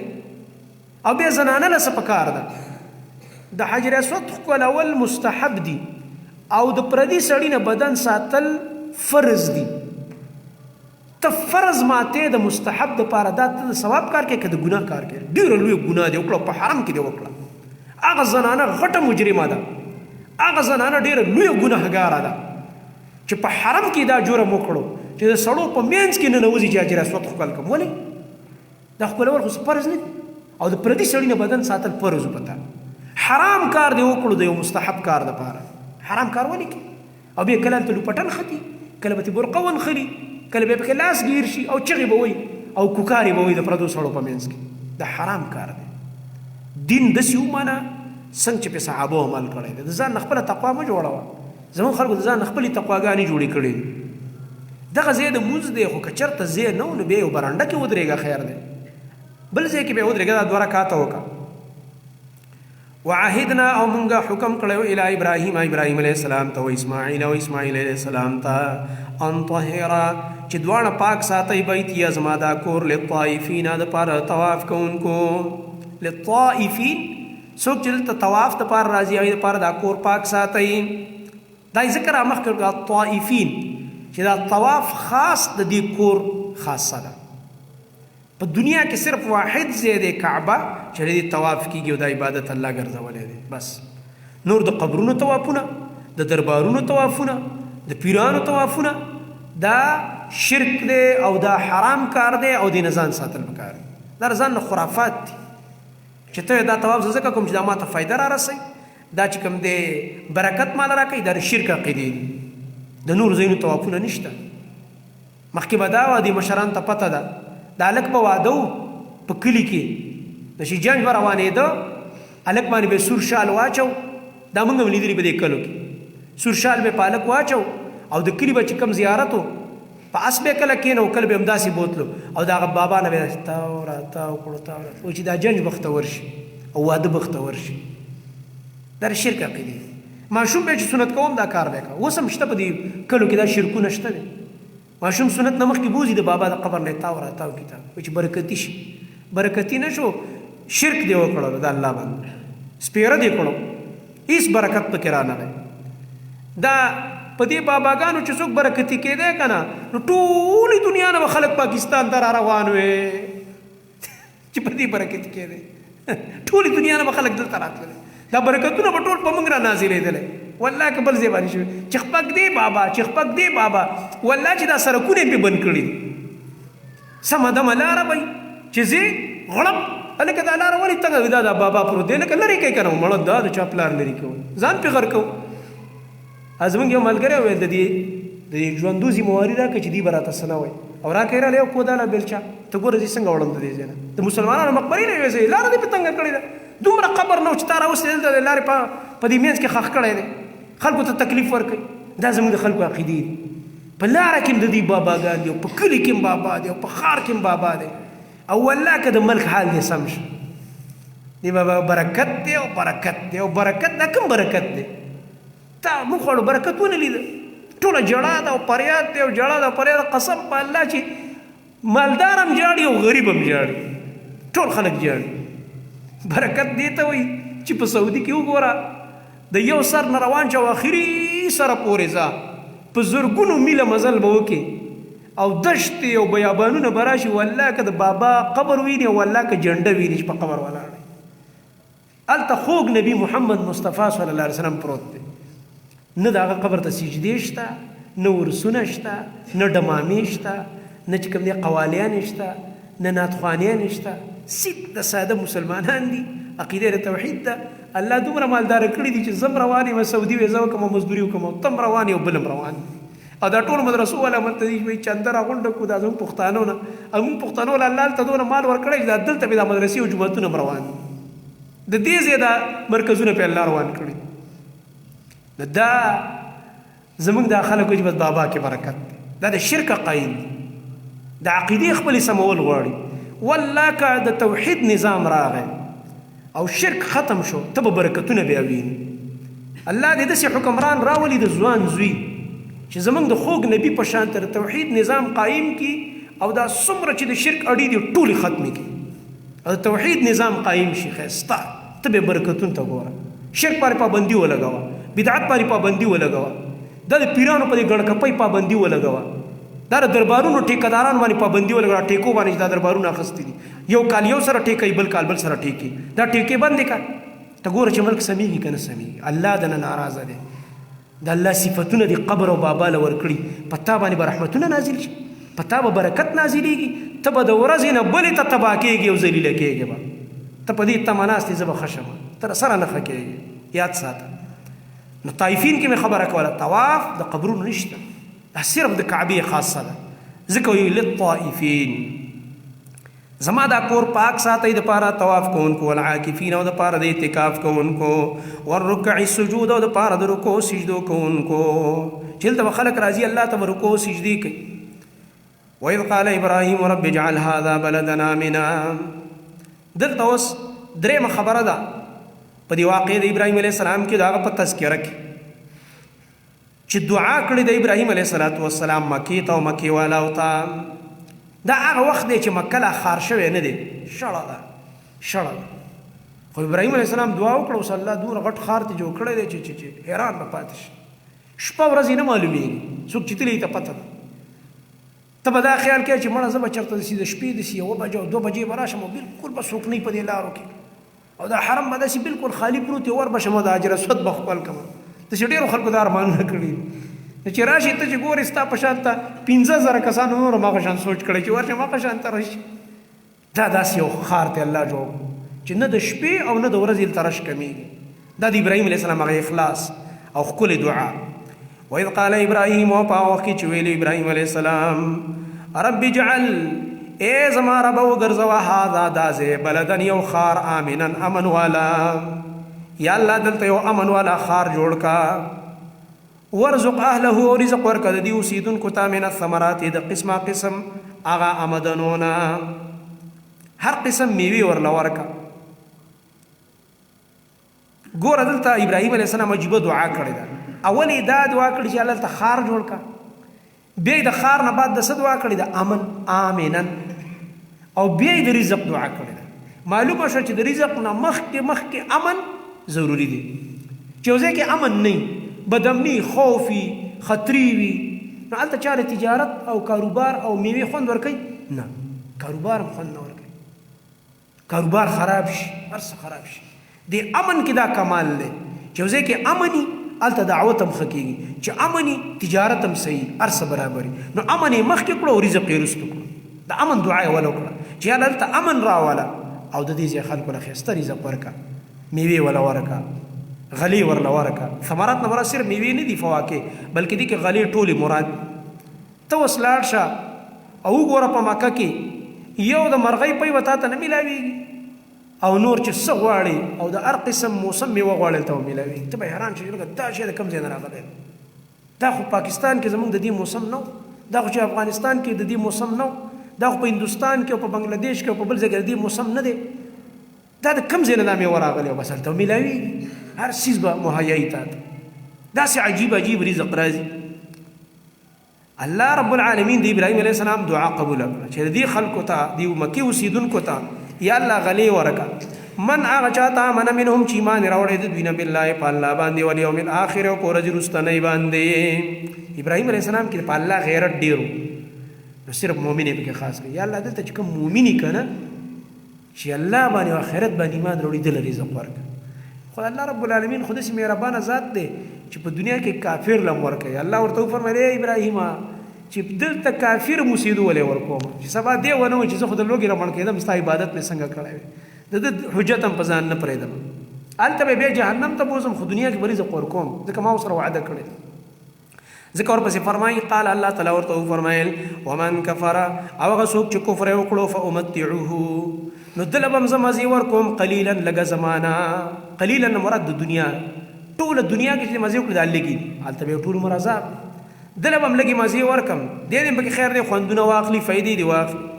ثم اضطروه، بیا به زه دې په زور باندې بوزم الی عذاب النار، عذاب د اور د جهنم ته. اضطروه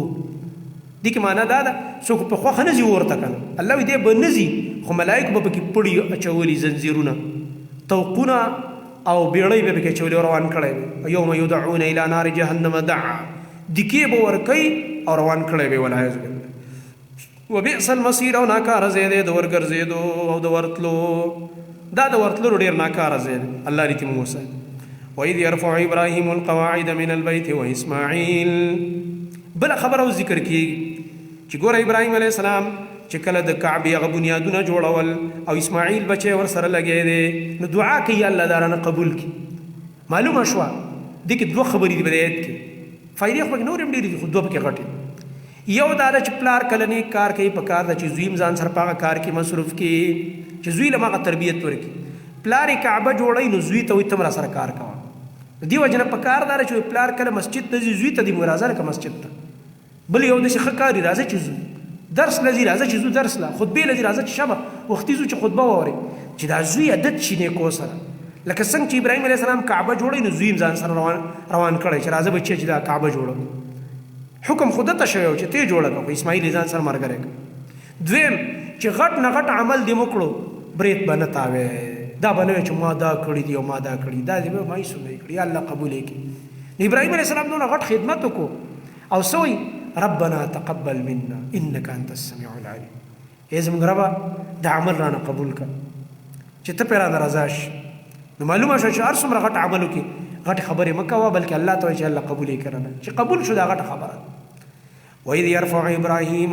او په هغه وخت کې چې پورته کول ابراهیم علیه السلام قواعد بنیادونه من البیت، د بیت الله نه د الله د کور بنیادونه یې اوچتول او دیوالونه یې کول. و اسماعیل، او اسماعیل علیه السلام هم ورسره ربنا من قالا، دواړو ویلې ربنا ای زمونږ ربا تقبل منا قبول که زمونږ نه دا عمل انک یقینا ته چې انت السمیع العلیم یقینا ته یا الله اوریدونکی پوهه ذات ربنا وجعلنا وس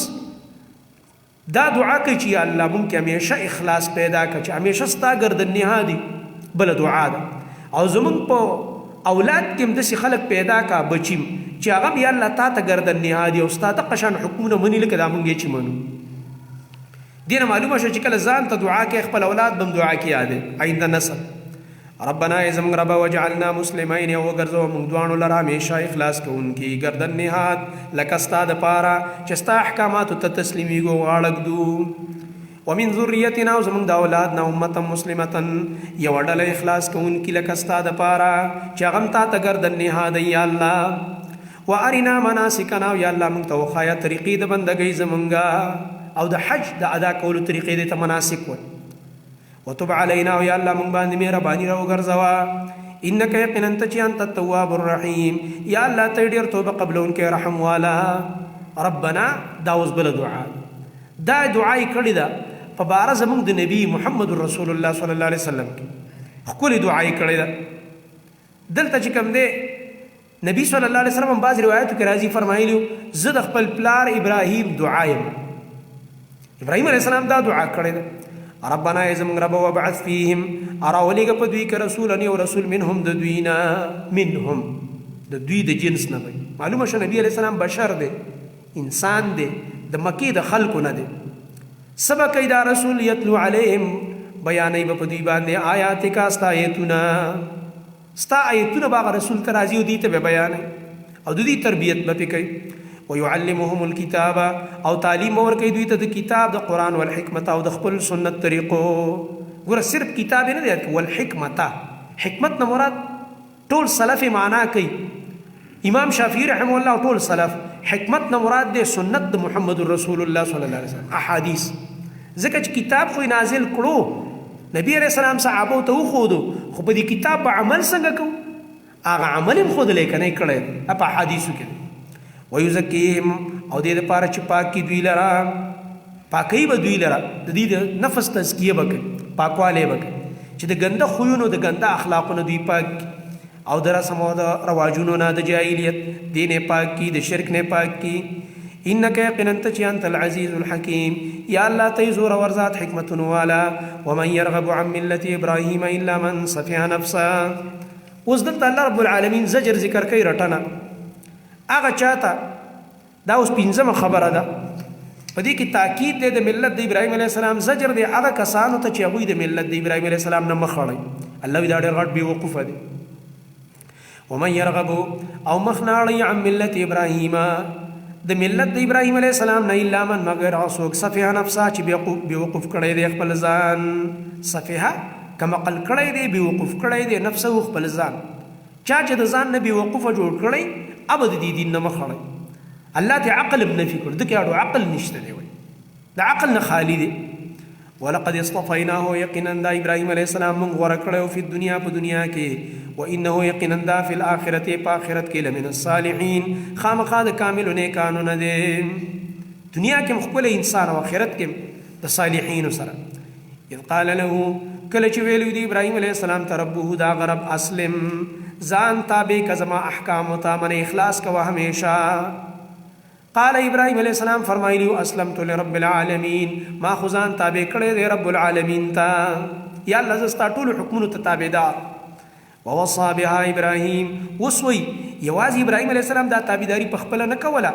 بلکې خپلو بچو ته هم د دې وصیت کړی د مرګ په وخت کې او دا کار یعقوب علیه السلام هم کړی اوس د هغوی وصیت ذکر کوي ووصى بها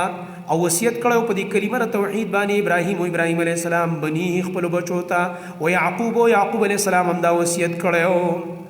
څنګه وصیت کړو یا بنیا ای زما بچو ان الله اصطفى یقینا الله تعالی غوړه کړی لكم الدین تاسو لپاره دین د توحید فلا تموتن تاسو ممړه کېږئ ممړئ تاسو الا وانتم مسلمون مگر په داسې حال کې چې تاسو توحید منونکي یې د الله توحید ته هم غاړه ایښي ګوره چې په داسې وخت کې دله ګوره مرګ راشي بچو ګوره توحید پرې نه دی په دې وصیتو ابراهیم علیه السلام هم دا کار کړی او یعقوب علیه السلام هم دا کار کړی دی په دې کې اراده وشو په دواړو باندې په دې دغه باندې په دې بني اسرائیل باندې مراد وشو اهلی کتاب باندې او په مشرکین مکه مراد وشو ځکه دوی به ویلي مشرکین مکه چې ابراهیم علیه السلام زموږ نیکه دی نو ستاسو نیکه خو په توحید باندې دغه کړی کنه وصیت او بني اسرائیل ویل زموږ نیکه یعقوب علیه السلام دی نو دوی ته الله چې ستاسو نیکه خو په توحید باندې وصیت کړی تاسو ولې شرک کوئ ابراهیم علیه السلام او یعقوب علیه السلام دا د توحید علم برداران او تاسو شرک کوئ ولې شرک کوئ بیا ام کنتم شهداء والزجر دی هغه کسانو ته چې هغوی دا ویلي چې موږ ته خو یعقوب علیه السلام وصیت په دې باندې کړی چې تاسو به ګوره یهودیت باندې عمل کوئ الله رب العالمین رد کوي په دغه یهودو ولې تاسو حاضر وایسه چې یعقوب علیه السلام وفات کېده الله تاسو حاضر نه وای دروغ مو وایي هغه په یهودیت باندې وصیت نه دی کړی ام کنتم آیا وای تاسو شهداء حاضر اذ باغ وقی حضر یعقوب الموت چې را نږدې شو یعقوب علیه السلام ته مرګ حضر په معنا د قربه دی را نږدې شو ورته حالات د مرګ په ځان پوه شو چې وفات کېږم اخري وخت مې دی نو بچو ته وصیت شروع کړو اذ قال لبنيه په هغه وخت کې چې ویل یعقوب علیه السلام خپلو بچو ته ای زما بچو ما تعبدون تاسو به د چا بندګي کوئ من بعدي زما نه بعد زه چې وفات شم تاسو به چا بندګي کوئ معلومه شو پیغمبرانو سره د خپل وفات نه بعد د بچو د دنیا او د کور او د کاروبار غم نه د الله سره تعلق غمي زما بچي به دا نه چې څه به خوري او څه به څکي چې څه ورله الله لیکلي به خوري او څکي ولې رزق زموږ ما او تا اخیستی ده څه دا غمونه مه کوه دا غم یې کوه چې زما بچی به جنت ته څنګه ځي مونځ او دس به کوي که نه به یې کوي توحید به زده کوي او ایمان به پېژني که نه به پېژني خپل الله او رسول او دین به پېژني که نه دا غم یې کوه دا به درنه الله تپوس کوي دا به بچي ته وصیت کې چې ودې نه کړو الله رب العالمین دې رانیسي چې دا لاره دې ورته ونه ښوده د چا بندګي به کوئ زما نه بعد بچیه هم د یعقوب علیه السلام بچي قالو هغوی ویلې ای بابا نعبدو موږ به بندګي کوو الهک هغه ستا د معبود کوم اله چې هغه تا ورله بندګي کوله او اله آبائک او هغه معبود چې ستا د پلارانو د نیکونو معبودو ابراهیم چې ابراهیم علیه السلام او اسماعیل علیه السلام او اسحاق علیه السلام چې د دوی کوم معبودو اله واحده په داسې حال کې چې هغه اله دی کې یو هغه د یو اله عبادت وکړو ځکه دې باندې زموږ د نیکونه هم تیر شوي ابراهیم علیه السلام اسماعیل علیه السلام اسحاق علیه السلام او ای بابا دا عقیده تا مونږ ته راښودلې ده نو خلک وایي د پلار نیکه دین راټیکه موږ داسې پلار نیکه خوند کوي دا پیغمبرانو په شان بعضې خلک دا دلیل کې پیش کوي وګوره که نه وایي پلار نیکه وایي قرآن کې هم راغلي پلار نیکه دین موږ هغه پیغمبرانو ستا پلار نیکه پیغمبر اوسه ستا پلار نیکه پیغمبر نه دا خو درته مونږ وایو که نه چې پیغمبر لار راټینګه کړه د پیغمبرانو په شان پلار نیکه چې نو بیا نه پرېږدې لاره او چې جاهل مور پلاري نو بیا دعا ورله کوه الله دې په رحم وکړي خو غلطه خبره یې مه منه ګوره یاد ساته خپل عقیده سمه کړه دا خو پیغمبران دي د داسې پلار نیکه چې پیغمبرانو نو هغه عقیده به مونږ اختیاروئ د یعقوب علیه السلام بچو ویلې ځکه د دې پلار نیکه پیغمبران تیر شو ونحن له مسلمون مونږ خاص الله ته غاړه کېښودونکي یو په اخلاص سره مسلمون منه مخلصون فی العباده په عبادت کې به مونږ اخلاص کوو تلک امتون دغه یوه ډله وه قد خلت چې یقینا مخکې تېره شوې ده لها د دې دپاره دې کې مقصد څه دی دې کې رد کوي په هغه خلکو چې هغوی به دا ویلي یهودو بني اسرائیلو زموږ نیکونه ډېر پیغمبران تیر شوي دي موږ به سیده جنت ته ځو الله وایي نه نه نه د نیکه او د مشرانو پیغمبرانو په عمل نه خلاصېږي هغه به په خپل عمل خلاصېږي او ته به په خپل عمل خلاصېږي هغه نه به د هغه د عمل تپوس کېږي تا نه به ستا کېږي تلک امتون دغه یوه ډله وه دغه پیغمبران قد خلت یقینا دا ډله مخکې تېره شوې ده لها د دغه ډلې دپاره ما کسبت بدله ده دغه عمل چې کومه دغه ډلې کړی دی کوم عمل چې دې ډلې کړی خپل اعمالو بدله به ورته میلاوي ولکم او ستاسو دپاره ما کسبتم بدله ده دغه عمل چې کوم تاسو کړي دي ستاسو د اعمالو بدله به تاسو ته میلاویږي دې وجې نه په دې څوک نه خلاصېږي زما پلار پلانې تېر شوی زه پلاني پیر نو یم او دا یم ورته هغه د پیر دې م خیر غواړه چې هغه به لا په کوم ځای کې تلا په دې ټال ځانګي چا به لا ما ځان سره دغه کړي په دې څوک نه خلاصېږي په خپل عمل به خلاصېږي ولا تسألون او تاسو نه به دا تپوس نه کېږي تپوس به نشي کېدی تاسو نه عما کانو یعملون دا هغه عملونو چې کوم هغوی کول د مشرانو د عمل تپوس تا نه کېږي ستا پلار څنګه عمل کړی او ستا نیکه الله به تا ته وایي ستا څنګه عمل دا به راته وایي وقالو اوس د یهودو نصاراو غلط دعوت یهودو به ویل یهودیان شئ نو هدایت والا به شئ د هدایت دعوی کولې په دې رد کوي او نصارا ویل چې نه چې نصارا شي نو هدایت والا بشي الله فرمایي نه بل ملت ابراهیم چې په ملت د ابراهیم علیه السلام په عقیده توحید روان شي نو به هدایت والا شي او شرک نه بزان ساتي وره الله رب العالمین خود خلق رخ سیده کوي کنه خلق ګډي وړي خبرې کوي الله ولا رخ سیده کوي رخ سیده کوي وقالوا كونوا هودا او ايدي چې شي تاسو يهوديان او نصارا یا نصارا تهتدون تاسو به هدایت مومي دي کوم تفصیل دی وای يهوديان چې كونوا هودا نو تهتدو شي يهوديان نو هدایت والا بشي او وای نصارا چې كونوا نصارا نو تهتدو چې شي نصارا نو به هدایت والا شي داسې يهود بخپل دعوه کوله نصارا خپل مخ کتیر شو کړه قل سره دوی ته جواب قل ورته وای زما نبی بل ملت ابراهیم بل نتبع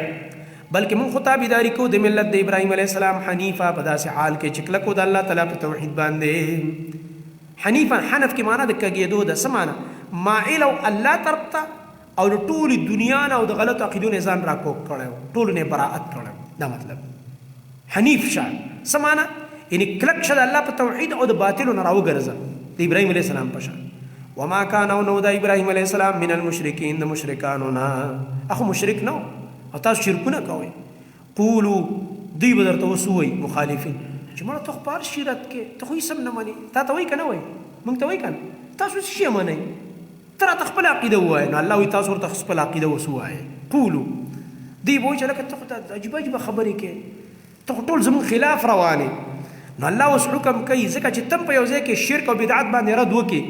نو خلق خو په دې انتظار مې چې د مولوی صاحب موږ ټول چې کم دی دغه کړلو موږ ټول وسندلو ډانډسي کړلو اوس چې دا د عقیده نو بیا خپل عقیده هم خې خلکو ته چې خلکو دا ما چې ته کوم خبره وکړه کنه چې دا شرک دی دا بدعت دی د نزانو ساتي نو ګوره صحیح خبره دا بیا ورته صحیح عقیده پیش کا نیمه خبره مکو چې مقوا به خپل عقیده پیش کا یا تا نه تاسو کو ته ورته خپل عقیده پیش کا قولوا وای تاسو مؤمنانو دوی ته وای دی اهل کتاب آمنا بالله من ایمان راوړی په الله تعالی باندې خبره به اول د الله نه شروع کی اول به د الله ر توحید نه آغاز کې دیو جنا چا سره چې بحث هم کې اول به د عقیدې نه خبره شروع کې دانش په نور خبرو کې سره اړه اول خو موږ په الله ایمان راوړی دا توحید مانو دویم دا د ما انزل الینا او هغه چې نازل کړی شوی دی موږ ته چې قرآن دی او احکام دي د دین او حدیث د نبی صلی الله علیه وسلم دا موږ منو وحی موږ منو منه موږ د آسماني دین تابع یو د ځمکې جوړ کړی شوی دین د هغې موږ تابع نه یو د خلکو د آراو تابع موږ نه یو بل مخکنی صحیفې او انبیا منو وما انزل هغه چې نازل کړی شو الی ابراهیم علیه السلام او اسماعیل علیه السلام او اسحاق علیه السلام او یعقوب علیه السلام ته والاسباط او د هغې اولاد ته دغه منو دغه صحیفې وما اوتی هغه چې ورکړی شو موسی علیه السلام او عیسی علیه السلام ته کوم کتابونه امنو وما اوتی النبیون او هغه چې ورکړی شو نور پیغمبرانو ته من ربهم دا دوی د رب د طرف نه دا موږ منو او تاسو پکې بعضې پیغمبران منئ او بعضې نه منئ لا نفرق موږ داسې نه یو لا نفرق موږ جداوالی نه کوو بین احد منهم په مابین د یو تن کې د دې پیغمبرانو نه موږ ټول منو ځکه دوی خو مخکې تېر شو که څه به یې منل څه به یې نه منل موږ داسې موږ ټول منو ونحن له مسلمون موږ خاص الله ته تابعداري کوونکي یو الله رب العالمین ته غاړه ښکته کړې ده د هغه توحید ته د هغه دین ته خپله خوښه پکې نه کوو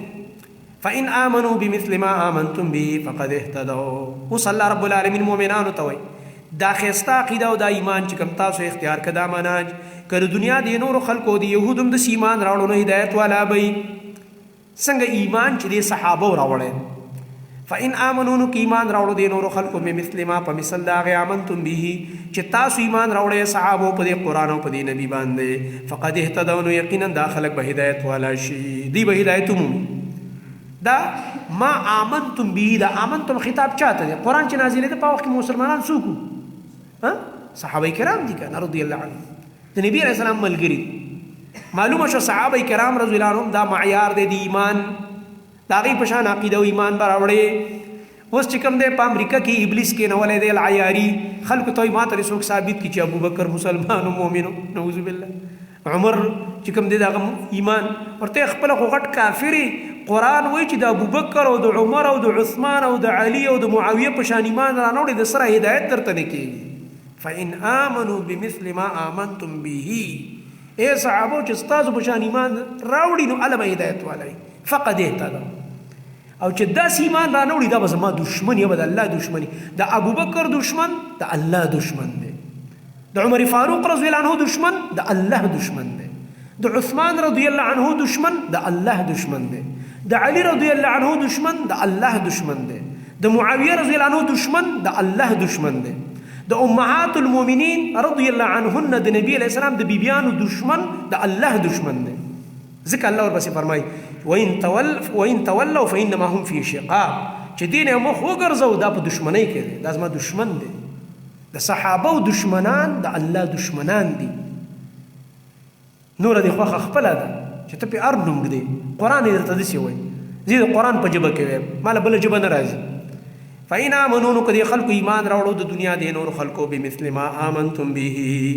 په مثل دا ایمان چې اے صحابه کرامو، اے پاک جماعت، اے پاک ډلې، لکه څنګه ایمان چې تاسو راوړی په دې قرآن او زما په دې خوږ نبي باندې،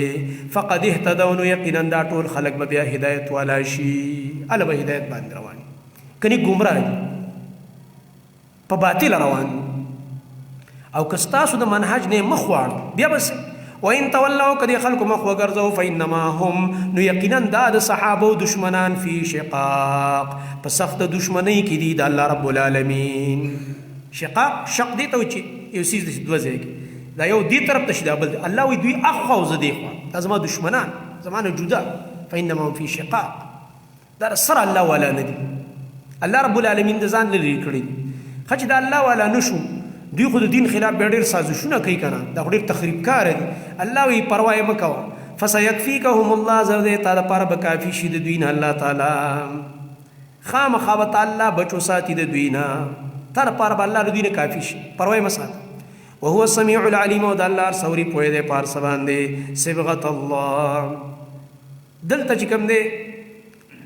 رد کوي د نصاراو په یو خاص رسم باندې. هغوی به څه کول؟ یو ماشوم به پیدا شو اوس هم داسې کوي، اوس ورته انګلیش کې بیپټیزم وایي او بپتسمه ورته وایي. ماشوم به چې پیدا شو په اوم ورځ باندې بیا هغه باندې یو معبودي زیړ رنګ به پې واړو، معمودي رنګ به دی به ویلې الآن صار نصرانیا، اوس دی نصراني شو، زموږ په دین کې داخل شو.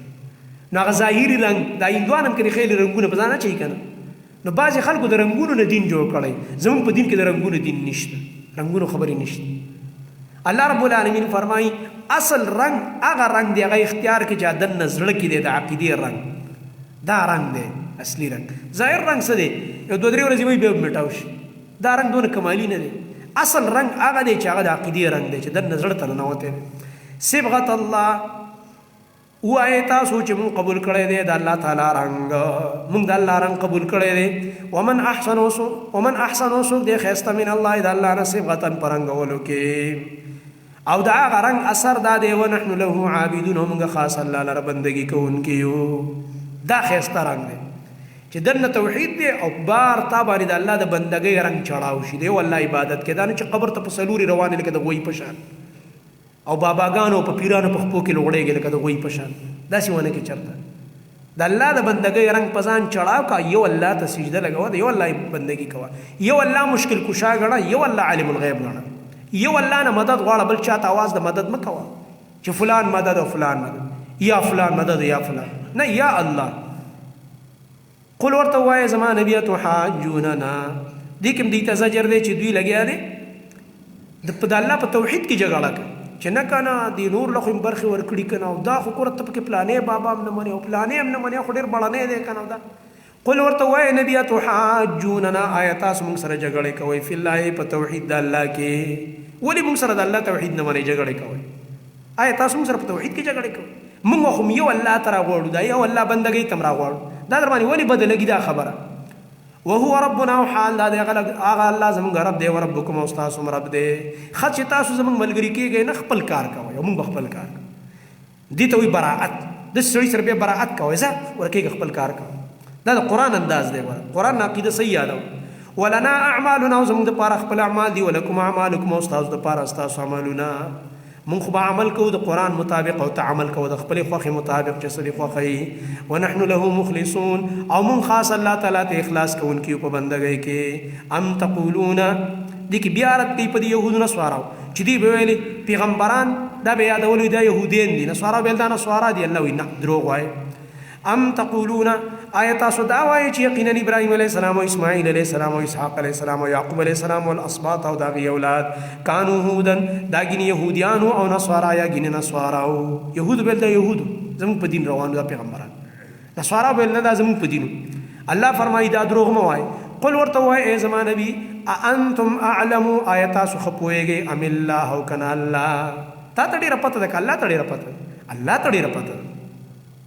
الله رب العالمین فرمایي چې دا نه يهودو نه نصارا ساس په دین نو ومن اظلم نو معلومه شو چې تاسو گواہی پټ کړه کنه حق پټ کړو حق بیان نو الله فرمایي دا ډېر غټ ظالم دی چې د سره علم دی او گواہی دی پټي ومن اظلم وسوق دی ډېر لوی ظالم ممن دا چانا کتم شهادت چې دی پټي هغه علم د حق شهادت نه مراد دی علم د حق چې تاسو په خبر علم نه ولا شهادت کې گواہی کوي چې علم نه گواہی کولای شي نه دی وجنه شهادت نه مراد دی علم د حق سوق دی ډیر لوی ظالم دا غچانا چې پټي علم د حق عنده چې د سره دی من الله د الله طرفنا خبره پویم دی به هم لګي دروغ وي خبره پټي وم الله ندی الله بغافل به خبره عما تعملون دا عملون چې کوم تاسو کوي تلک امه د سیات مخکې تیر بیا تکرار تساجد نه ال تیرادو کو پاغه چوي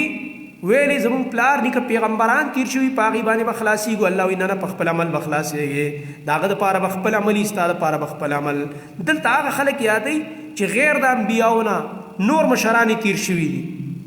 چې نازم پیر سه او پلانې سه او زما په خاندان کې دس یو زمون نیکه داس د پیغمبران نه غیر چې کوم نیکان مشران دي هغه باندې وي مون بخلاصي ګو الله وینه نه ستا پلار نیکه که خسړ او کار څنګه هغه د پاره خپل عمل دی داغه قصې مکوا ستا د پاره ستا عمل نه ته دغه عمل نه خلاصيږي او نه تاسو نه دغه د عمل تپوس کی تلک امه دغه یو ډله وقد خلت یقینا مخکې تیر شوی دا لها ما کسبت دغه ډلې د پاره بدله دغه عملونو چې کوم دغه ډلې کړی دي اعمال ولکم استاد د پاره ما کسبتم بدله دغه عملونو چې کوم تاسو کړی دي ولا تسالون او تاسو نه تپوس نشی کېدی عما كانوا يعملون دغه عملونو چې کوم وی کول سبحانك اللهم اشهد ان لا